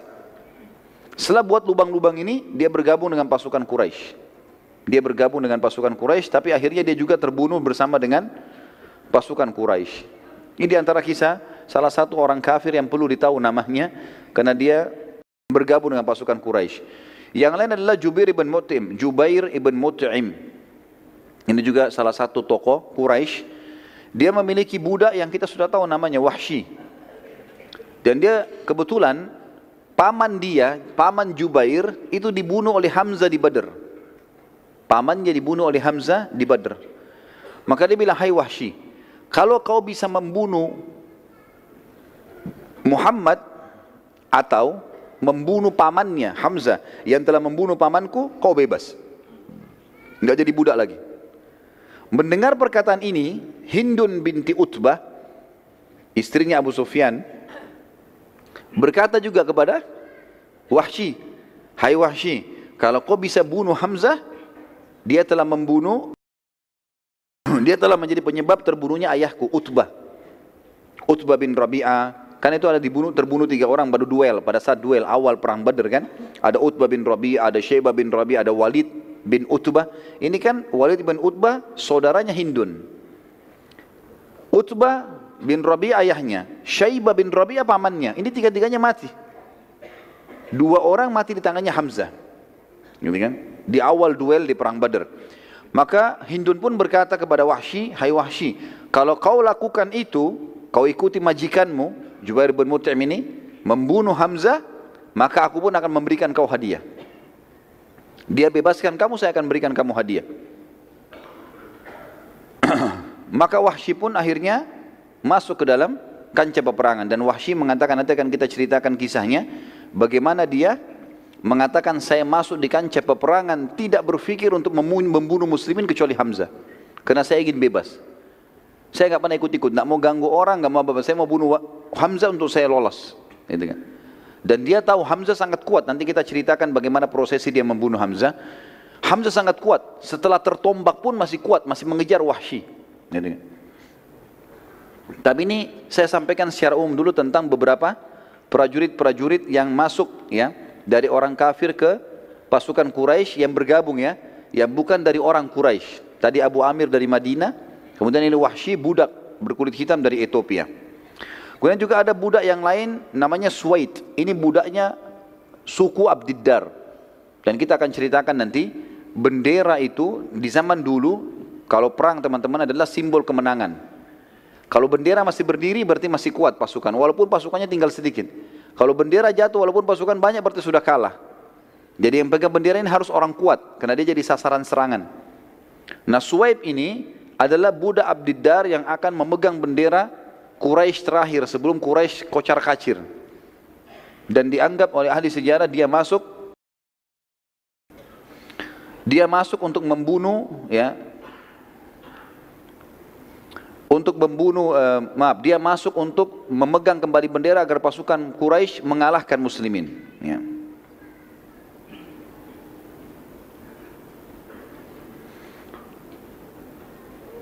Sekarang kita ceritakan teman-teman sekalian subbahasan bagaimana awal kecamuk peperangan sehingga muslimin menang, dan bagaimana akhirnya berbalik muslimin kalah di perang Uhud. Dan ini perlu dijelaskan dan disatukan dalam sebuah subjudul supaya orang mengenang memang awalnya menang dan akhirnya dikalahkan, tapi nanti akan ada kemenangan lagi. Masih satu rentetan, Ya. Karena banyak orang cuma mengatakan di Uhud muslimin kalah. Simple seperti itu saja. Enggak dijelasin kalau sebenarnya mereka menang awalnya. Awal kemenangan muslimin, kita jelaskan ceritanya. Pada zaman dahulu tentunya saya bilang tadi bendera adalah simbol kemenangan. Kalau masih ada berarti menang. Kalau tidak ada berarti kalah. Seperti itulah. Maka ada 3 orang sahabat yang mulia namanya Hamzah bin Abdul Muttalib masyhur. Kemudian Ali bin Abi Thalib, ponakannya sendiri, dan Asim bin Thabit. 3 orang ini teman-teman sekalian berkumpul semuanya, bersepakat mengatakan, ini begitu pecikan takbir Nabi kumandangkan, kita bertiga serang pemegang benderanya Quraisy. Enggak usah lawan yang lain, cari pemegang bendera, tebas nih. Bunuh supaya jatuh benderanya. Karena pasukan mereka lebih banyak. Muslimin 700, ini 3000, gitu kan. Tadinya 1000 tapi kan 300 munafik pulang ke Madinah. Ternyata betul terjadi. Pada saat itu teman-teman sekalian yang memegang benderanya Quraisy dari keturunan Abdiddar. Kalau masih ingat rentetan histori pertama, sirah pertama saya jelaskan tentang Abdiddar dan Abdul Manaf, gitu kan? Salah satu turunan kakek Nabi SAW. Intinya seperti itulah. Ini kalau saya rentet panjang lagi. Yang jelas ini masih keluarga Nabi SAW. Hamzah dan Ali datang. Dan ini pelajaran teman-teman. Dalam masalah akidah sudah tidak ada lagi batas. Enggak ada lagi namanya kerabat, apalagi kalau di medan perang. Ini sudah berbeda hukumnya. Maka keduanya pun, suku Abdiddar waktu mau pergi, waktu di perang Badar mereka yang pegang bendera. Dan akhirnya kalah orang-orang musyrik. Abu Sufyan di perang Uhud mengatakan, hai anak-anak Abu Talha. Abu Talha kebetulan dianggap kepala sukunya Abdiddar. Anakmu ini 6 orang laki-laki mau perang, ikut perang. Di Badar kita dikalahkan gara-gara kalian yang pegang bendera dan jatuh. Kalau sekarang kalian tidak bisa memegang bendera, tidak bisa pegang amanah ini dan akan jatuh dikalahkan, maka berserahkan pada kami. Kami kasih kepada suku-suku yang pemberani.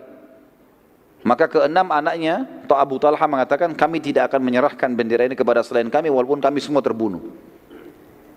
Datanglah anak pertamanya Abu Talha, pegang bendera. Begitu takbir, Hamzah dan Ali dan ini Asim, tiga-tiganya menyerang. Tiga orang ini menjadi pengibar bendera 1 orang itu. Berhasil dibunuh. Jatuh bendera. Awal serangan ini. Di awal serangan. Begitu bendera jatuh, biasanya bendera dulu dibuat tinggi sekali. Dan besar kainnya. Jatuh. Orang-orang Quraisy shock ini. Kok bisa? Awal kecamuk peperangan dan biasanya bendera itu bukan di depan. Bendera ditaruh di tengah-tengah. Di depan paling bendera-bendera kecil. Kalau bendera yang besar itu harus di tengah-tengah pasukan supaya tidak langsung jatuh. Tapi ini berhasil. Hamzah, Ali dan Asim berhasil. Datang anak keduanya Abu Talha, pegang bendera lagi. Tapi 3 orang sahabat ada di sekitar situ, sekitar bendera. Emang nunggu. Ternyata ada 1 orang datang angkat, dibunuh lagi. Datang anak ketiga angkat, dibunuh lagi. Anak keempat datang, dibunuh lagi. Sampai 4 orang. Terakhir pada saat datang anak kelimanya Abu Talha dan mengangkat bendera, maka sempat dibunuh oleh Asim. Hamzah dan Ali tidak sempat membunuh, tapi Asim membunuhnya. Kemudian anak ke-6-nya Abu Talha yang terakhir sempat juga datang mengangkat bendera, tapi dibunuh oleh Sa'ad bin Abi Waqqas. Sa'ad bin Abi Waqqas, ya. Kebetulan teman-teman sekalian, anak keempat waktu 6 orang ini mati, pas yang keempat yang dibunuh oleh Asim bin Thabit. Anak keempat ini waktu lagi dibunuh sama Asim, pas ditebas sama pedang, ada saudarinya perempuan, anaknya Abu Talha tapi perempuan, namanya Sulaif. Sulaif ini waktu lihat bergelimbangan saudara-saudara laki-lakinya, 3 orang, ini yang keempat ditebas oleh Asim, dia pikir Asim yang bunuh semuanya. Dia nggak tahu ini. Maka dia sakit hati. Dia kemudian kembali ke tengah-tengah pasukan musyrikin, lalu dia menggunakan gendangnya, rebana karena perempuan dibawa oleh orang-orang Quraisy biasa untuk memotivasi pasukan. Mereka menari-nari segala. Lalu dia pukul gendangnya, lalu dia mengatakan si Sulaif, siapa yang bisa membunuh Asim untukku, lalu dia membawa batok kepalanya kepadaku, maka aku akan isi seukuran batok kepalanya Asim emas buat dia. Dia motivasi orang untuk perang bunuh Asim ini. Mendengar kalimat tersebut, orang-orang Quraisy yang ada sekitar situ tamak, mau tahu kalau ini Sulaif ini orang kaya. Maka mereka pun akhirnya mengeroyoki Asim pada saat itu, berusaha mencari dan mengeroyoki Asim. Sulaif pada saat itu, teman-teman sekalian, kemudian menyiapkan beberapa emas yang dia harus berikan, sampai akhirnya Abu Sufyan mengeluarkan instruksi. begini isinya, sebagaimana mereka muslimin menyerang bendera kita, sekarang kita serang bendera mereka. Karena ini bendera sudah nggak bisa nih. Dan harus ada satu orang yang memegang bendera dari Abdiddar, gitu kan. Angkatlah bendera, maka datang Suwaib tadi, yang sempat kita sebutkan namanya Suwaib ini adalah budak Abdiddar. Dia datang lalu dia pegang, lalu dia kibar-kibarkan. Sambil pasukan musyrikin berusaha melindungi bendera tadi dan mencari siapa yang memegang bendera dari muslimin. Waktu itu kebetulan yang pegang bendera Mus'ab bin Umair radhiyallahu anhu, nanti kita kisahkan juga bagaimana meninggalnya beliau. Pada saat itu teman-teman akhirnya perang mulai memanas dan target mereka adalah saling menjatuhkan bendera satu sama yang lain. Pada saat itu Hamzah, Ali dan Asim, ketiga orang ini tetap tidak mau, walaupun pasukan Quraisy melindungi pemegang bendera, tetap mereka berusaha bertiga menjatuhkan bendera. Dan Asim pun tetap tidak peduli dengan penawaran Sulaif tadi kepada orang-orang Quraisy. Akhirnya ketiganya berhasil membunuh budak tadi, Suwaib, dan bendera Quraisy jatuh. Gara-gara ini teman-teman sekalian, kena bendera sudah 8 kali jatuh, dan Suwaib waktu jatuh ditusuk oleh 3 orang sahabat ini, sempat jatuh, dia terpotong tangannya kanan, dia pegang bendera dengan tangan kiri, terpotong tangan kiri, dia pegang dengan tangan kanannya, sampai ditebas, dia jatuh pun ke tanah, dia masih pegang bendera itu, dia masih berusaha jepit, sampai Sa'ad bin Abi Waqqas datang dan membunuhnya. Pada saat itu, Sa'ad bin Abi Waqqas tentunya membunuhnya bukan dengan pedang, bukan datang ke dia membunuhnya, tapi dari jarak jauh Nabi SAW melihat pemegang bendera Suwaib sekarang dan Hamzah, Ali dan Asim lagi mengeruyuinya. Begitu dia jatuh, dia masih pegang bendera. Kata Nabi SAW, diambil anak panah kepada Sa'ad, hai Sa'ad, lemparlah, panahkan dengan taruhan ibu dan ayahku. Ini biasanya orang Arab ucapkan, ini bukan sumpah ya. Artinya, posisimu aku posisikan sebagaimana aku hormati kedua orang tuaku. Biasanya orang Arab kalau mau memohon dengan mengucapkan kalimat itu. Maka Sa'ad mengatakan, aku belum pernah melihat ada orang yang mengucapkan kedua kalimat ini. Artinya Nabi SAW mengatakan, aku memposisikan kamu, ya, menghormati kamu sebagaimana aku hormati kedua orang tuaku, kecuali aku. Maka aku pun melepaskan anak panah dan akhirnya Suwaib mati terbunuh. Waktu mati terbunuh teman-teman, bendera Quraisy jatuh. Hamzah, Ali dan Asim sengaja menginjakkan kuda mereka di bendera Quraisy. Dan akhirnya tidak bisa lagi ada Quraisy yang mendekat. Setiap mendekat diserang, setiap mendekat diserang. Akhirnya kocar kacir semua. Pasukan Quraisy kocar kacir pada saat itu. Jadi saking kocar kacirnya, ya, pada saat itu teman-teman sekalian, sampai muslimin mengatakan, kami menyaksikan di perang Uhud yang hadir ya, seluruh pasukan Quraisy, ribuan orang itu semuanya berlari, meninggalkan harta mereka, meninggalkan kuda mereka, sampai-sampai mereka meninggalkan kaum wanita mereka yang ikut-ikutan lari bersembunyi di belakang pohon-pohon kurma dan di gunung-gunung atau bukit-bukit. Padahal itu sebenarnya aib besar bagi mereka ya kalau meninggalkan kaum wanita. Setelah kejadian tersebut teman-teman sekalian, kita sekarang melihat bagaimana kekalahan muslimin. Sudah menang nih sekarang, sudah kocar kacir semua. Sampai beberapa sahabat menceritakan, kami melihat kancah peperangan kosong, nggak ada apa-apa, nggak ada manusia maksudnya, tapi penuh dengan ghanimah. Kekalahan muslimin terjadi teman-teman sekalian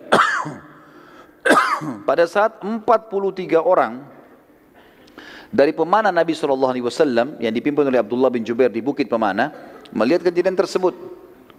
Di bukit ini teman-teman bisa lihat lebih jauh, pasukan Quraisy sudah sangat jauh, sudah mengarah ke Mekah, sudah tinggal kelihatan bayangannya saja, kayaknya nggak mungkin kembali lagi nih pasukan. Sementara 600 orang pasukan muslim yang dibentuk oleh Nabi SAW selain pemanah kan 700 orang, 650 kan di pasukan. 600 orang sekian itu mengejar ke sana, 600 orang mengejar yang 2000 itu. Siapa yang ketangkap jadi tawanan, seperti itulah.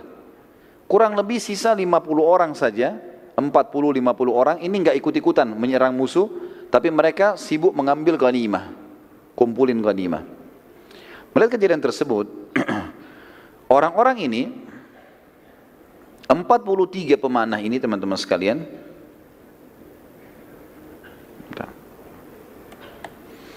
mereka melihat tempat itu kosong, mereka bilang, sudah nggak ada musuh, ayo kita turun bantu sahabat saudara-saudara kita untuk ngumpulin ghanimah. Kata Abdullah bin Jubair, ingat pesan Nabi SAW, jangan tinggalkan bukit, menang atau kalah, sampai tunggu instruksi. Tapi gak ada lagi, musuh gak ada. Subhanallah, dari 50 orang, 43 turun. Berkhianat di sini turun mereka. Ya, di sini kita katakan berkhianat teman-teman sekalian, bukan aib untuk para sahabat, tapi untuk individu yang melakukannya. Karena definisi sahabat jauh lebih luas masalah ini. Maka turunlah 43 orang itu, ikut kumpulin ghanimah. Karena sisa 7 orang, saya tadi di awal peperangan ini menceritakan teman-teman ada 200 pasukan kudanya Quraisy sembunyi di sebuah lembah. Tapi 50 pemanah tahu ini, sehingga mereka kalau mau menyerang dipanahin. Mereka tidak berani maju. Satu kali lemparkan 50 anak panah. Mereka cuma 200 orang, bisa habis ini kalau dipanah dengan 3 kali 4 kali panah gitu. Waktu melihat 43 orang ini turun, yang 7 orang ini sibuk nasihatin teman-temannya, jangan turun, jangan turun. Khalid bin Walid gunakan kesempatan, keluar dari lembah. Manuver, dia naik di atas bukit pemanah lalu dibunuh yang 7 orang. Sahabat ini. Waktu dibunuh 7 orang, jangan lupa tadi di kancah peperangan sisa berapa orang? 50. Ditambah dengan 43 orang, 90 orang sekian. Ya. Cuma ini jumlahnya pasukan muslimin, yang lainnya jauh di depan sana. Maka yang terjadi, 200 orang ini membunuh yang 7 orang, kemudian mereka menyerang dari belakang. Dan ini pasukan kuda, ini sama dengan kalau kita tank sekarang. Kuat sekali. Kudanya bisa menyerang, dia bisa menyerang. Lalu Khalid bin Walid menyeranglah pasukan yang 90 itu. Yang ada di depan, dari belakang nih. Begitu mereka menyerang, mereka berhasil sampai ke benderanya orang-orang musyrik. Hamzah, Ali dan Asim ikut dengan 600 itu menyerang musuh ke depan. Bendera Quraisy sudah dianggap kalah kan di belakang. Tidak berpikir kalau ada pasukan dari belakang. Maka akhirnya bendera kembali dinaikkan. Pada saat dinaikkan bendera dan 90 orang itu kocar kacir semuanya karena kaget diserang dari belakang gitu kan. Ada beberapa yang jadi korban. Maka Khalid bin Walid dan pasukannya meneriakkan yel-yel Quraisy. Sambil angkat bendera, dikebar-kebarin, sambil teriak-teriak, angkat yel-yelnya. Maka orang-orang Quraisy yang dari jauh, itu rupanya ada yang dengar, saling mengingatkan, ada bendera berdiri, bendera berdiri. Akhirnya pasukan yang sudah jauh kembali. 2000 lebih itu kembali. Dari belakang 200, pasukan muslimin di sini 600 ada di tengah-tengah. 2000 ini kembali nyerang. Gitu kan? Rupanya waktu mendengar yel-yel Quraisy di belakang, pasukan yang 600 muslimin juga balik ke belakang. Ini ada apa ini? Rasulullah ada di belakang ini. Kita harus kembali. Kembalilah 600 orang itu. Itu waktu kembali diceritakan bagaimana kacaunya. Pasukan muslimin kembali. Yang 600 ini yang 90 melarikan diri.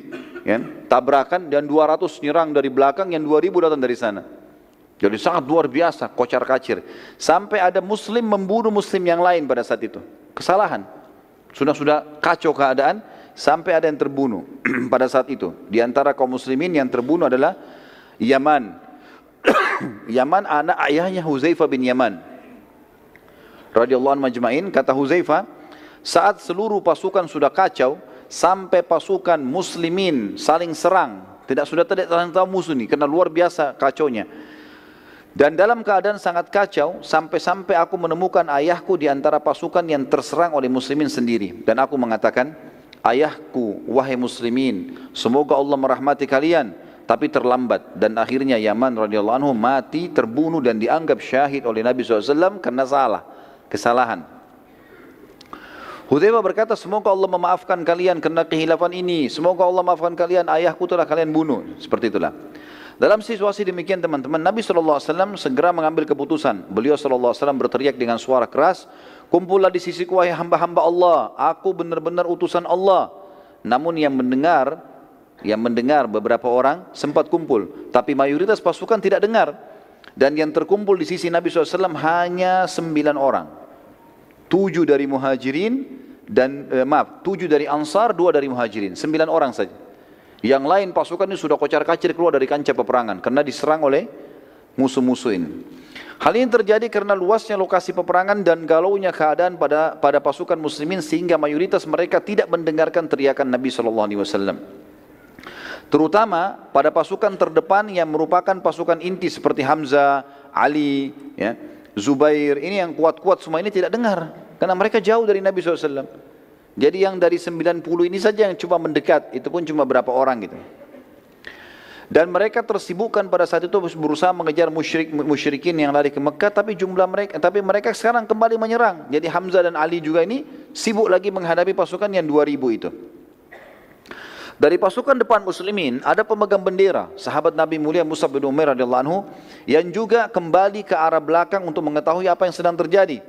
Pada saat situasi kacau, Mus'ab diserang oleh pasukan Khalid bin Walid dan mereka berhasil memotong tangan kanannya Mus'ab yang memegang bendera. Lalu Mus'ab memegang dengan tangan kirinya. Kemudian dipotong lagi tangan kirinya. Sisa dengan tangannya dia memegang bendera. Lalu pasukan Khalid bin Walid menusuk dadanya. Dan sebagian riwayat menyebutkan Ibnu Qami'ah yang telah menusuk dada Mus'ab bin Umair dan beliau mati syahid pada saat itu. Dan akhirnya bendera muslimin jatuh. Bendera muslimin jatuh. Dari sisi lain Hamzah dan pasukan muslimin lainnya yang masih di depan tidak menyadari adanya serangan dari belakang. Dan bagaimana kacaunya keadaan pasukan pada saat itu serta serangan Khalid bin Walid. Pada saat itu pun waktu Hamzah mulai mau kembali dan melihat kekacauan di sana, ternyata dari belakang juga sudah ada serangan, maka Wahsy menggunakan kesempatan. Wahsy pun akhirnya mengatakan, aku melihat Hamzah dan aku pun takut mendekatinya. Aku pun takut, dengan dia orangnya kekar, kuat. Kita sudah ceritakan Hamzah dulu kalau berburu apa? Singa. Di masa jahiliyah. Saking kuatnya fisiknya. Maka Wahsy mengatakan, aku coba mencari peluang di mana aku bisa membunuh orang ini sehingga aku lolos dari keterbudakan. Wahsy pun menceritakan kejadian tersebut berkata, saat tombak aku lemparkan, aku berhadapan dengan Hamzah, maka aku buru-buru melemparkan tombakku dan tertancap di perut Hamzah sampai tembus ke belakang. Sementara Hamzah di atas kudanya. Hamzah tidak terjatuh dan ia malah menghadap ke arahku dan maka aku pun sangat ketakutan. Dan ia terus saja mengejar ke arahku sampai aku berusaha melarikan diri secepat mungkin. Hamzah pakai kuda, tapi dia tertusuk ini, tombak. Orang lain sudah mati nih. Tapi Hamzah dengan izin Allah sementara masih bisa lari. Bahkan Hamzah sempat mendekati Wahsy. Pada saat sudah dekat, banyaknya darah yang mengalir membuat Hamzah akhirnya jatuh. Kata Wahsy pada saat itu pun akhirnya, aku berhasil lolos dari keterbudakan karena Hamzah sudah mati. Dan aku mencabut tombakku dari tubuh Hamzah setelah aku yakin pastikan dia sudah meninggal. Tentu dengan berjalannya waktu teman-teman sekalian, Wahsy ini masuk Islam nanti. Masuk Islam, ada kisahnya begitu ya. Dan dia berkata, masih saja aku dihantui perasaan bersalah karena telah membunuh paman Nabi SAW dan tidak akan bisa terbayar kecuali dengan mati syahid di jalan Allah. Dan aku membunuh pemimpin orang kafir yang setimpal kedudukannya dengan Hamzah. Akhirnya Wahsy pun memenuhi niatnya dan dialah satu-satunya yang telah membunuh Musailamah Al-Kadzab, orang yang mengaku Nabi. Pada saat akhir hidupnya Nabi SAW dan pada saat Nabi meninggal di pasukan Abu Bakar, Wahsy ikut. Dan Wahsy membunuh Musailamah Al-Kadzab dengan tombak yang dia pakai bunuh Hamzah. Dia bersihkan, dia rapikan, lalu dia tombak ke arah yang mirip dengan Hamzah. Maka dia mengatakan, Wahsy berkata, inilah imbalan atas terbunuhnya paman Nabi SAW. Dan juga perlu diketahui pada saat Wahsy masuk Islam, Nabi SAW menerima Islamnya. Tapi Nabi mengatakan, wahai Wahsy, jangan sering tampil di hadapanku. Begitu saja. Karena Nabi masih ingat. Ya. Hamzah ini pada saat terbunuh, nanti kita akan lihat bagaimana korban-korban Uhud. Luar biasa menyedihkan. Gitu kan? Nabi SAW, kata Umar bin Khattab, belum pernah kami lihat Nabi SAW menangis seperti menangisnya pada saat lihat jenazah Hamzah. Hidungnya terpotong, darah semua, dadanya terbelah, segala macam ini. Ya. Hal-hal yang buruk sekali. Nabi SAW, kita kembalikan cabang peperangan, mengatakan, wahai muslimin, kumpullah di sekitarku, wahai hamba-hamba Allah, aku benar-benar utusan Allah. Para sahabat berusaha kumpul dan tadi hanya terkumpul sekitar 9 orang, 7 dari Ansar dan 2 dari Muhajirin. Sementara pasukan Khalid bin Walid melihat kesempatan ini untuk menyerang Nabi SAW. Karena waktu Nabi teriak, akhirnya ditahu posisinya Nabi oleh pasukannya Khalid bin Walid. Pasukan yang 600 sekarang sudah akan berhadapan dengan yang 2000 sekian. Maka pasukan Khalid bin Walid yang 200 ini mengarahkan, karena yang 90 sudah kacau balau dari pasukan muslimin, mengarahkan ke arah suara Nabi SAW. Pada saat itu teman-teman sekalian, 9 orang sahabat ini berusaha untuk membela Nabi SAW, tapi semuanya terbunuh 9-9-nya di tangan Khalid bin Walid dengan pasukannya. Terbunuh semuanya, karena mereka jalan kaki, 200 orang ini semua berkuda. Sampai tertinggal Nabi SAW. Utbah bin Abi Waqqas dan Abdullah ibn Abi Kami'ah. Ini Utbah, saudaranya Sa'ad bin Abi Waqqas ya. Tapi dalam keadaan kafir, ikut dengan pasukan musyrikin. Utbah bin Abi Waqqas dan Abdullah bin Abi Kami'ah, keduanya dari pasukan Khalid, berusaha menyerang Nabi SAW. Dan Nabi SAW saat itu masih ditemani oleh satu orang sahabat. Maaf, tadi bukan tinggal sendiri, tapi ada satu orang, Talha bin Ubaidillah. Dan menyusul sahabat yang lain, menyusul datang itu Sa'ad bin Abi Waqqas, saudaranya Utbah. Lalu duanya mendampingi Nabi SAW. Keduanya berusaha bertahan, namun beliau SAW bersama dengan sahabat ini, dua-duanya, tiga-tiganya jatuh ke dalam lubang yang telah dibuat oleh Abu Amir. Dan tadi kita sudah sebutkan namanya, orang yang mau mengaku raja kemudian tidak jadi di Madinah. Dan dia diberikan julukan Abu Amir al-Fasiq, orang fasik ini, karena dia dianggap orang yang buruk. Dalam situasi seperti itu, Nabi SAW masuk dalam lubang, kemudian juga Sa'ad masuk dalam lubang, Talha masuk dalam lubang yang bersebelahan, berbeda gitu.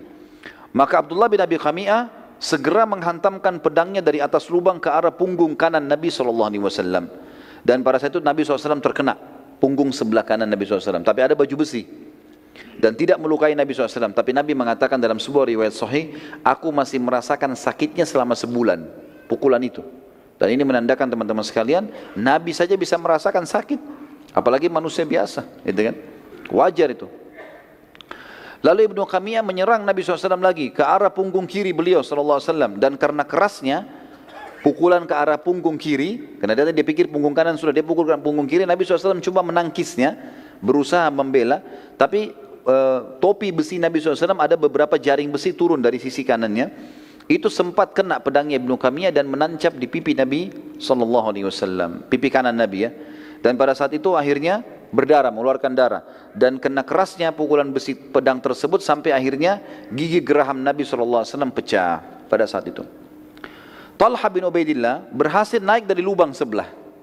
Sementara proses ini terjadi, Ibnu Qamiyah menyerang Nabi SAW dan Nabi agak sulit dalam lubang, itu kan terus diserang dengan pedang.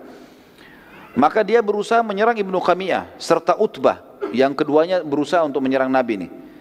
Sisa pasukan Khalid bin Walid berusaha menyerang Talha bin Ubaidillah, sementara ia terus melawan sendirian sampai seluruh dada dan tubuhnya dipenuhi anak panah, juga tebasan-tebasan pedang. Semuanya, punggungnya semua anak panah, depannya semua anak panah, tebasan pedang kiri kanan. Tapi subhanallah masih hidup. Talha bin Ubaidillah ini salah satu dari 10 yang dijamin masuk surga ya, radhiyallahu anhum. Sampai Abu Bakar mengatakan Uhud, perang Uhud ya, yang panen pahalanya Talha, miliknya dia sudah. Sampai waktu itu Talha bin Ubaidillah berusaha menarik Nabi SAW untuk keluar dalam kondisi begitu ya, dia tutupi lubang, terus orang-orang kafir 200 orang ini berusaha menyerang dia gitu kan, sendirian. Sampai dia berhasil berusaha menarik Nabi SAW. Dan waktu Nabi naik ke atas, beliau sempat mencabut dengan giginya besi yang masuk ke pipi Nabi SAW. Dengan giginya, sehingga dua giginya di depan itu tanggal, jatuh. Dan para sahabat mengatakan, kami melihat setelah tanggalnya gigi Talha di Uhud, Allah memberikan dia ketampanan ekstra. Justru Allah buat orang-orang tambah suka melihat wajahnya. Padahal kedua giginya jatuh karena menarik besi itu. Dan ini bentuk penghormatan pada Nabi SAW. Dia bukan tarik dengan tangannya, dia tarik dengan giginya untuk menjaga kesantunan dengan Nabi SAW. Pada waktu yang bersamaan setelah itu teman-teman sekalian, pasukan Khalid bin Walid lagi sibuk menyerang Talha bin Ubaidillah dan Sa'ad bin Abi Waqqas hanya keluar juga dari lubang sebelah. Mereka berusaha, datanglah pasukan Ali, Zubair, ya, datang. Hamzah kan sudah terbunuh tadi dengan pasukan lainnya. Mereka berusaha membela Nabi SAW dan terjadilah pertempuran seru pada saat itu di lubang yang terdapat Nabi SAW. Pada saat waktu yang bersamaan juga datang sahabat Nabi yang mulia yang telah memegang pedang Nabi SAW, namanya Syammah ibn Harith atau Abu Dujana tadi. Kemudian berusaha untuk menutupi Nabi SAW dengan tubuhnya, sehingga seluruh tubuhnya dikenai dengan sabetan pedang. Jadi dia berusaha tangkis dari sini, ini yang nyerang 200 orang ini. Sementara yang datang beberapa sahabat ini tidak sampai 10 orang. Ibnu Qamiyah dan sisa pasukan Khalid akhirnya terpukul mundur karena keteguhan sahabat-sahabat ini. Namun Ibnu Qamiyah saat mundur bersamaan dengan waktu itu, sebagian pasukan Khalid bin Walid sedang menebas tangannya Mus'ab. Dan Mus'ab bin Umair wajahnya mirip sekali dengan wajah Nabi sallallahu alaihi wasallam. Maka Ibnu Qami'ah datang, lalu pada saat tangannya Mus'ab sudah putus dua-dua dan dia pegang dengan sisa tangannya bendera, maka Ibnu Qami'ah datang menusuk dadahnya Mus'ab, mati syahid. Lalu dia teriak, apa kata Ibnu Qami'ah? Aku telah membunuh Muhammad, Muhammad telah mati, aku telah membunuh Muhammad, Muhammad telah mati. Ini teman-teman, kalimat ini pada saat itu bertepatan diucapkan pasukan Quraisy yang 2000 tiba. Pasukan yang 600 ini menghadapi yang dari belakang, dan ini juga berita kalau Nabi SAW terbunuh. Kata para ahli sejarah, ini sampai seperti virus yang masuk di tengah-tengah muslimin. Sampai Umar bin Khattab yang sangat kuat dengan Sa'ad bin Mu'adz, orang yang sangat kekar dalam pendiriannya, mereka bercerita mengatakan, kami berdua terduduk ke di tanah kancah peperangan karena tidak yakin lagi sudah. Maksudnya tidak tahu lagi bisa menang atau tidak kalau Nabi SAW sudah terbunuh. Kondisinya sudah kocar kacir ini. Dan siapapun yang duduk di tanah pada saat itu oleh Quraisy tidak diganggu. Dianggap dia menyerah. Seperti itulah. Pada saat itu teman-teman sekalian, sementara muslimin kocar kacir, ada sahabat satu, tadi sudah kita sebutkan namanya. Namanya Anas bin Nadhr, yang sempat bilang, ya, demi Allah saya telah ketinggalan peperangan pertama bersama Nabi SAW melawan Quraisy di Badr.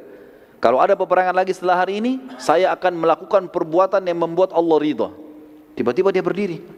Lalu kemudian sendiri ini, dia melawan yang 2000 itu. Dia menuju ke yang 2000 itu. Umar bin Khattab sempat bilang, mau kemana kau? Dia bilang ke arah Uhud, kancah peperangan. Kata Umar sama Sa'ad, tapi Rasulullah SAW sudah mati. Beritanya begitu. Anas menjawab dengan kalimat luar biasa. Apa dia bilang? Kalau begitu, betul itu beritanya, bangunlah, bangkitlah untuk berperang dan mati bersama beliau sallallahu alaihi wasallam. Kenapa malah diam? Ayo mati gitu. Dan terbunuh itu jauh lebih mulia. Dan sungguh, hai Umar dan Sa'ad, aku mencium bau surga di arah Uhud. Kemudian beliau radhiyallahu anhu menyerang pasukan kafir sampai terkoyak, dan waktu dicari tidak ditemukan potongan badannya, terkoyak-koyak oleh musuh, gitu kan? Tapi mati syahid di sini. Umar mengatakan, dan Sa'ad dua-duanya, sungguh kalimat Anas telah membakar kembali semangat kami, dan kami saling berkata, benar, kenapa kita tinggal diam? Maka keduanya pun kembali ikut berperang, dan mulai, entah harus mulai dari mana, tapi mereka berperang. Umar berkata, aku pun coba mengumpulkan senjata apa saja yang aku bisa, lalu aku pakai menyerang. Sa'ad juga berkata, kami lalu berusaha mengikuti saja Anas. Anas kemana kita ikutin sampai dia terbunuh oleh musuh. Apa yang dia buat kita ikutin semampu kita. Sudah nggak tahu harus buat apa lagi. Kata Sa'ad, setelah peperangan selesai, kepada Nabi SAW, Sa'ad berkata kepada Nabi SAW pada saat perang selesai, demi Allah ya Rasulullah, kami tidak dapat mengikuti gerakan dan keberanian Anas. Luar biasa, kita tidak bisa. Waktu perang sudah selesai. Anas bin Nadhr radhiyallahu anhu, maka pada saat itu teman-teman sekalian, pada saat selesai peperangan dan jenazah muslimin dikumpulkan, maka jenazah Anas bin Malik sulit untuk ditemukan, dikatakan, dan dikenal, dan yang mengenal hanya saudarinya dari tanda lahir di tangannya. Ada tanda lahir di tangannya. Itu karena pada tubuh Anas ditemukan 83 luka dari anak panah, goresan dan lemparan tombak serta sabetan pedang. Pada saat itu teman-teman sekalian, sementara bendera kaum muslimin jatuh dan bendera musyrikin juga masih jatuh, pasukan Khalid bin Walid sempat mengambilnya. Tapi waktu mulai dilawan oleh Ali, oleh Zubair, maka mereka mulai melarikan diri lagi, yang 200 ini. Tiba-tiba saja seorang wanita bernama Amroh dari suku Abduddar, ia mengangkat bendera musyrikin. Melihat bendera musyrik berdiri, maka Abu Sufyan dan sisa pasukan musyrikin pun kemudian berkumpul di sekitar bendera. Dari sisi muslimin, Ali bin Abi Thalib juga kembali mengangkat bendera muslimin, yang akhirnya membuat umumnya muslimin yang masih tersedia di kancah peperangan, mereka berkumpul pada bendera itu. Namun Nabi SAW memerintahkan agar pasukan muslimin mundur ke arah Uhud, menyandar sampai merapat di gunung. Maka melihat bendera muslimin menuju Uhud, sisa pasukan pun ikut akhirnya. Seluruh muslimin mulai berkumpul di situ. Sementara pasukan musyrikin mengikuti bendera mereka maju menuju kancah peperangan, dan mereka menuju ke arah bendera muslimin untuk kembali menyerang. Nabi SAW saat melihat mereka menyerang, sementara kekuatan yang terkumpul saat itu bersama Nabi SAW, maksimal waktu itu yang di sekitar Nabi 50 orang. Masih berserakan ada ratusan orang, gitu kan? Pasukan musyrikin sudah bersatu, ribuan orang datang sekarang. Maka Nabi SAW menyerahkan anak-anak panah kepada Sa'ad bin Abi Waqqas. Kata Nabi SAW, lempar hai Sa'ad, panah ke arah musuh, supaya muslimin bisa berkumpul. Kata Sa'ad, apa yang saya harus lempar ya Rasulullah? Rasulullah SAW mengatakan, lempar wahai Sa'ad dengan apa saja yang aku beri. Maka Sa'ad mengatakan, aku pun memanah dengan anak-anak panah yang diberi oleh Nabi SAW. Setiap dikasih diarahkan ke panah. Dan sampai aku melempar anak panah yang tidak bermata tajam, patah depannya. Pokoknya dikasih aku panahin.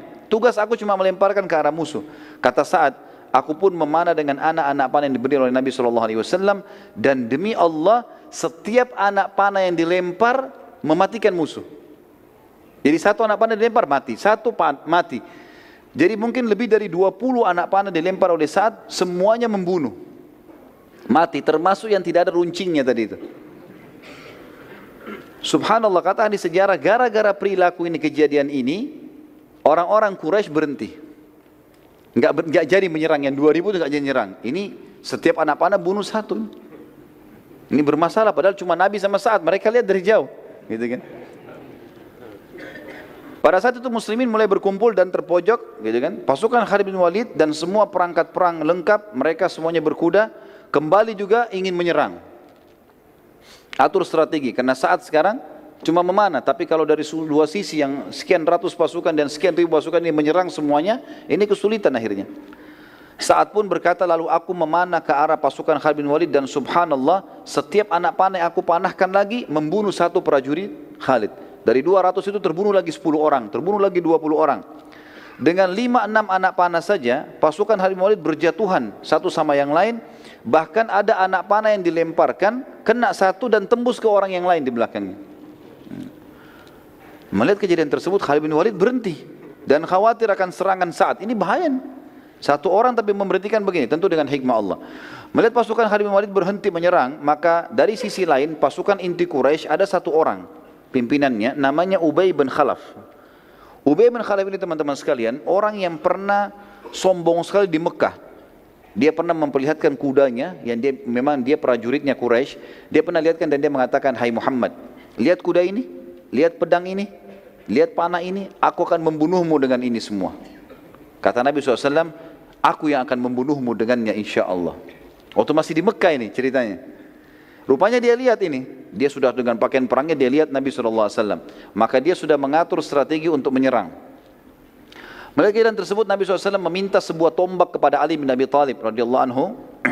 Dan kata Ali bin Abi Thalib, demi Allah, Nabi SAW memegang lembing tersebut, mundur ke belakang, kemudian melempar ke arah Ubay bin Khalaf. Pada saat dilempar lembing tersebut, kami semua terlempar. Saking kuatnya lemparan Nabi SAW. Di sekitarnya ada beberapa belas orang, itu terlempar semua. 50 orang tadi terlempar, karena kuatnya lemparan Nabi SAW, kata Ali bin Abi Thalib. Dan subhanallah, lembing itu tidak menancap di dadanya Ubay. Dia hanya kena di lehernya Ubay itu, antara topi besi dengan baju besinya ada celah. Kena di situ, nyobek itu saja. Garis sedikit, keluar darah sedikit. Begitu kena, lalu Ubay berkata dengan pasukan Quraisy, Muhammad telah membunuhku. Dia bilang gitu. Ketakutan dia. Dan dia jatuh, teriak-teriak, pegang sakit lehernya. Orang-orang Quraisy datang dekat, mereka mengatakan luka coret sedikit. Dia bilang, demi Allah kalau Muhammad ludahi aku sekarang, aku mati.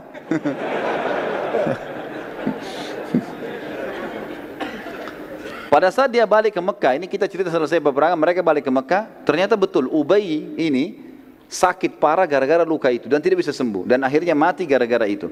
Dan ini kena hadis Nabi SAW yang sangat tegas ya. Kata Nabi SAW, sungguh murka Allah memuncak kepada orang yang telah dibunuh oleh nabinya. Nabi SAW jarang membunuh, tapi kalau orang itu dibunuh oleh Nabi berarti luar biasa orangnya. Dan orang ini karena pernah mengancam Nabi SAW di Mekah, maka akhirnya Allah SWT mudahkan dia mati di tangan Nabi SAW. Nabi SAW akhirnya menyuruh pasukan muslimin untuk naik ke atas bukit. Saya percepat saja. Kemudian beliau SAW tidak mampu lagi naik karena letih. Lalu beberapa orang sahabat diantaranya Talha bin Ubaidillah kembali radhiyallahu anhu, yang penuh dengan anak panah, yang penuh dengan sabetan pedang. Kemudian tunduk dan membiarkan Nabi SAW menginjak punggung beliau radhiyallahu anhu. Kemudian Nabi SAW pun naik. Kata dia, ya Rasulullah, naiklah wahai Nabi Allah ke atas pundak. Maka naiklah Nabi SAW sampai akhirnya berhasil menaiki bukit atau gunung Uhud itu sendiri. Para sahabat pun naik bersama dengan Nabi SAW, dan pada saat Nabi SAW di atas dan para sahabat sudah naik ke atas, bersembunyi di atas, sempat Uhud goncang, goyang. Maka Nabi SAW menyentakkan kakinya sambil mengatakan, tenanglah hai Uhud, sesungguhnya di atasmu ada seorang Nabi, ada Siddiq, Abu Bakar, dan ada syahidan. Dua orang mati syahid, ada Uthman dan ada Ali, ada Umar dan ada Uthman radhiyallahu anhum ajma'in gitu.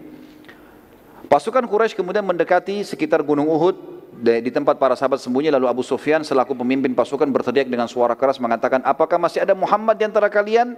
Nabi SAW mengatakan, jangan ada yang jawab. Abu Sufyan tanya lagi, apakah masih ada Abu Bakar di antara kalian? Nabi SAW mengatakan, jangan ada yang jawab. Abu Sufyan tanya lagi yang ketiga kali, apakah ada Umar di antara kalian? Maka Nabi SAW mengatakan, jangan ada yang jawab. Abu Sufyan mengatakan, kalau ketiga orang itu sudah tidak ada, berarti urusan kalian sudah habis. Artinya dia tahu kekuatan muslimin di Nabi, di Abu Bakar dan Umar gitu, radhiyallahu anhu ajma'in. Umar bin Khattab waktu itu tidak bisa tahan teman-teman sekalian, lalu kemudian dia teriak mengatakan, semoga Allah menghinakanmu wahai musuh Allah, mereka semua masih hidup. Dan Abu Sufyan ini tahu suaranya Umar. Maka Abu Sufyan bilang apa? Demi Allah hai Umar, aku lebih percaya kamu daripada Ibnu Qami'ah. Tadi Ibnu Qami'ah siapa? Yang menyebarin isu kalau dia bunuh Nabi SAW kan? Aku telah bunuh Muhammad, kan dia yang sebarin itu. Kata Abu Sufyan, demi Allah aku lebih percaya kau daripada Ibnu Qami'ah. Berarti betul Nabi SAW masih hidup. Lalu kemudian Abu Sufyan mengatakan, telah menang Hubal, patungnya mereka kan? Kata Nabi SAW, tidakkah kalian jawab? Kata Umar, apa kami jawab ya Rasulullah? Kata Nabi SAW menjawab, katakan, Allah jauh lebih mulia dan terhormat. Maka Umar berkata, Allahu a'az wa akram. Allah itu lebih mulia dan lebih terhormat. Abu Sufyan berkata lagi, kami memiliki Al-Lat dan tidak ada Lat untuk kalian. Lat ini nama patungnya mereka. Umar menjawab, Allah satu-satunya tempat bersandar kami. Abu Sufyan berkata lagi, sungguh inilah imbalan atas kekalahan kami di Badar. Perlu aku ingatkan bahwa pada jenazah-jenazah kalian terdapat mutilasi dan pengerusakan pada jasad mereka yang tidak aku perintahkan dan tidak aku larang. Pasukanku ini ada yang mutilasi loh, ada yang potong-potong tangan, ada yang potong kuping, ada yang potong hidung. Tapi ini tidak aku perintahkan dan aku juga tidak larang karena mereka dendam kejadian di Badar. Umar menjawab, sungguh korban kami pasti masuk surga dan korban kalian masuk neraka. Lalu pasukan Quraisy balik menuju ke arah Mekah teman-teman sekalian, sementara Nabi SAW dan para sahabat sibuk mengurus jenazah mujahidin. Nabi SAW sempat menanyakan beberapa orang sahabat, diantaranya Sa'ad ibn Rabi' radhiyallahu anhu yang ada ditemukan diantara korban muslimin. Dan Nabi SAW berkata kepada para sahabat, carikan untuk saya Sa'ad ibn Rabi'. Para sahabat menyebar, sampai hanya ada seorang sahabat menemukan dia, lalu berkata, wahai Sa'ad, Sa'ad lagi penuh dengan darah, lagi sementara mau sakarat ya. Maka dia mengatakan, wahai Sa'ad, Rasulullah menanyakan tentangmu. Kata dia, sampaikan salamku kepada Nabi SAW dan katakan kepada beliau, kalau semoga Allah membalas beliau dengan sebaik-baik balasan. Dan ya, sampaikan kepada beliau kalau Sa'ad sudah mencium bau surga. Lalu kemudian dia bilang, sampaikanlah kepada sukuku bahwasanya tidak ada uzur buat kalian meninggalkan Nabi SAW, sementara kalian tahu kebenaran di bawahnya, maka matilah di bawah agamanya. Saat berkata, jadi kalimat ini semua diucapkan, kemudian dia mengatakan, aku mencium bau surga, lalu wafatlah Sa'ad radhiyallahu anhu. Terbunuh kurang lebih 70 orang sahabat Nabi di perang Badar, di perang Uhud, diantaranya Hamzah radhiyallahu anhu. Dan kita tutup teman-teman sekalian dengan kisah mutilasinya Hamzah ini ya. Waktu jenazah Hamzah ditemukan, dan pada saat itu Hindun binti Utbah yang memang dendam dengan Hamzah, dia memanggil Wahsy. Manggil Wahsy kembali, dia mengatakan, belahkan untukku dadahnya, karena aku mau mengambil jantungnya. Beberapa buku sejarah yang mengatakan ini kisah dibenarkan, ada yang mengatakan juga ini tidak dibenarkan, nanti diragukan. Tapi kita ambil pendapat yang mengatakan dibenarkan, maka dibelahlah dada Hamzah. Karena riwayat yang sahih menjelaskan waktu Umar menceritakan nangisnya Nabi SAW melihat jasadnya Hamzah, ini menguatkan itu. Maka dibelahlah dada Hamzah, terjadi mutilasi, bagian hidungnya dipotong, dadanya dibelah, lalu dicabut jantungnya, dan Hindun berusaha memakannya tapi dia tidak mampu karena tidak mungkin makan mentah. Lalu kemudian dia mengatakan, inilah pembalasan karena kau telah membunuh ayahku, pamanku dan saudaraku. Akhirnya Hamzah pun radhiyallahu anhu di situ dibiarkan, digeletakin dan dilumurin dengan darah. Lalu kemudian mereka pun pulang ke Mekah. Allahu a'lam. Ini bahasan tentang perang Uhud tentunya teman-teman sekalian, dan nanti akan kita sampaikan, pertemuan akan datang perang Hamrat Asad. Jadi fase menangnya muslimin sudah kita jelaskan, fase kalahnya muslimin sudah kita jelaskan dan sebabnya. Nanti kita lihat ada fase kemenangan muslimin, dikenal dengan perang Hamrat Asad. Walaupun sebenarnya ini adalah lanjutan perang Uhud. Kenapa dikatakan perang Hamrat Asad? Karena Hamrat Asad nama sebuah tempat di mana Nabi SAW menyerang kembali Quraisy ke situ. Dengan pasukan yang luka-luka ini Nabi nyerang kembali. Nanti akan kita ceritakan pada pertemuan kita yang akan datang insyaAllah. Baiklah, mungkin begitu bahasan kita insyaAllah. Semoga Allah SWT berkahi majlis kita dan dijadikan sebagai tambahan amal kita pada hari kiamat. Dan semoga saja semua amal yang pernah kita kerjakan, sekecil sampai sebesar apapun, sampai menjelang ajal datang nanti diterima dengan kemahamurahannya. Dan semoga semua dosa yang pernah kita kerjakan sampai juga menjelang ajal datang dibanti dengan kemahamurahannya menjadi pahala. Dan kita berdoa agar Indonesia diberikan kemakmuran, ketentraman, kedamaian, dan seluruh muslimin agar kembali kepada Al-Quran dan Sunnah, dan Allah karunia pemimpin-pemimpin yang adil juga kembali kepada Al-Quran dan Sunnah, dan semoga Indonesia menjadi contoh bagi negara-negara yang lain. Dan terus kita mendoakan saudara kita di Palestina, di Syria, di Yaman, di Irak, di Myanmar, di Ahsa, dimanapun mereka sedang tertindas. Semoga Allah ikhlaskan niat mereka, terima para syuhada mereka, muliakan Islam di tangan mereka dan tangan kita semua, dan semoga Allah partisipasikan kita bersama mereka di pahala, baik dengan doa, dengan harta, juga dengan jiwa kita. Dan semoga Allah dengan kemahamurahannya menyatukan kita semua di surga firdausnya tanpa hisab. Mari saya kita di majlis ilmu yang mulia ini. Kalau ada benar dari Allah, kalau saudara saya mohon dimaafkan. Subhanakallahumma bihamdika asyhadu an la ilaha illa anta astaghfiruka wa atubu ilaik. Wassalamualaikum warahmatullahi wabarakatuh.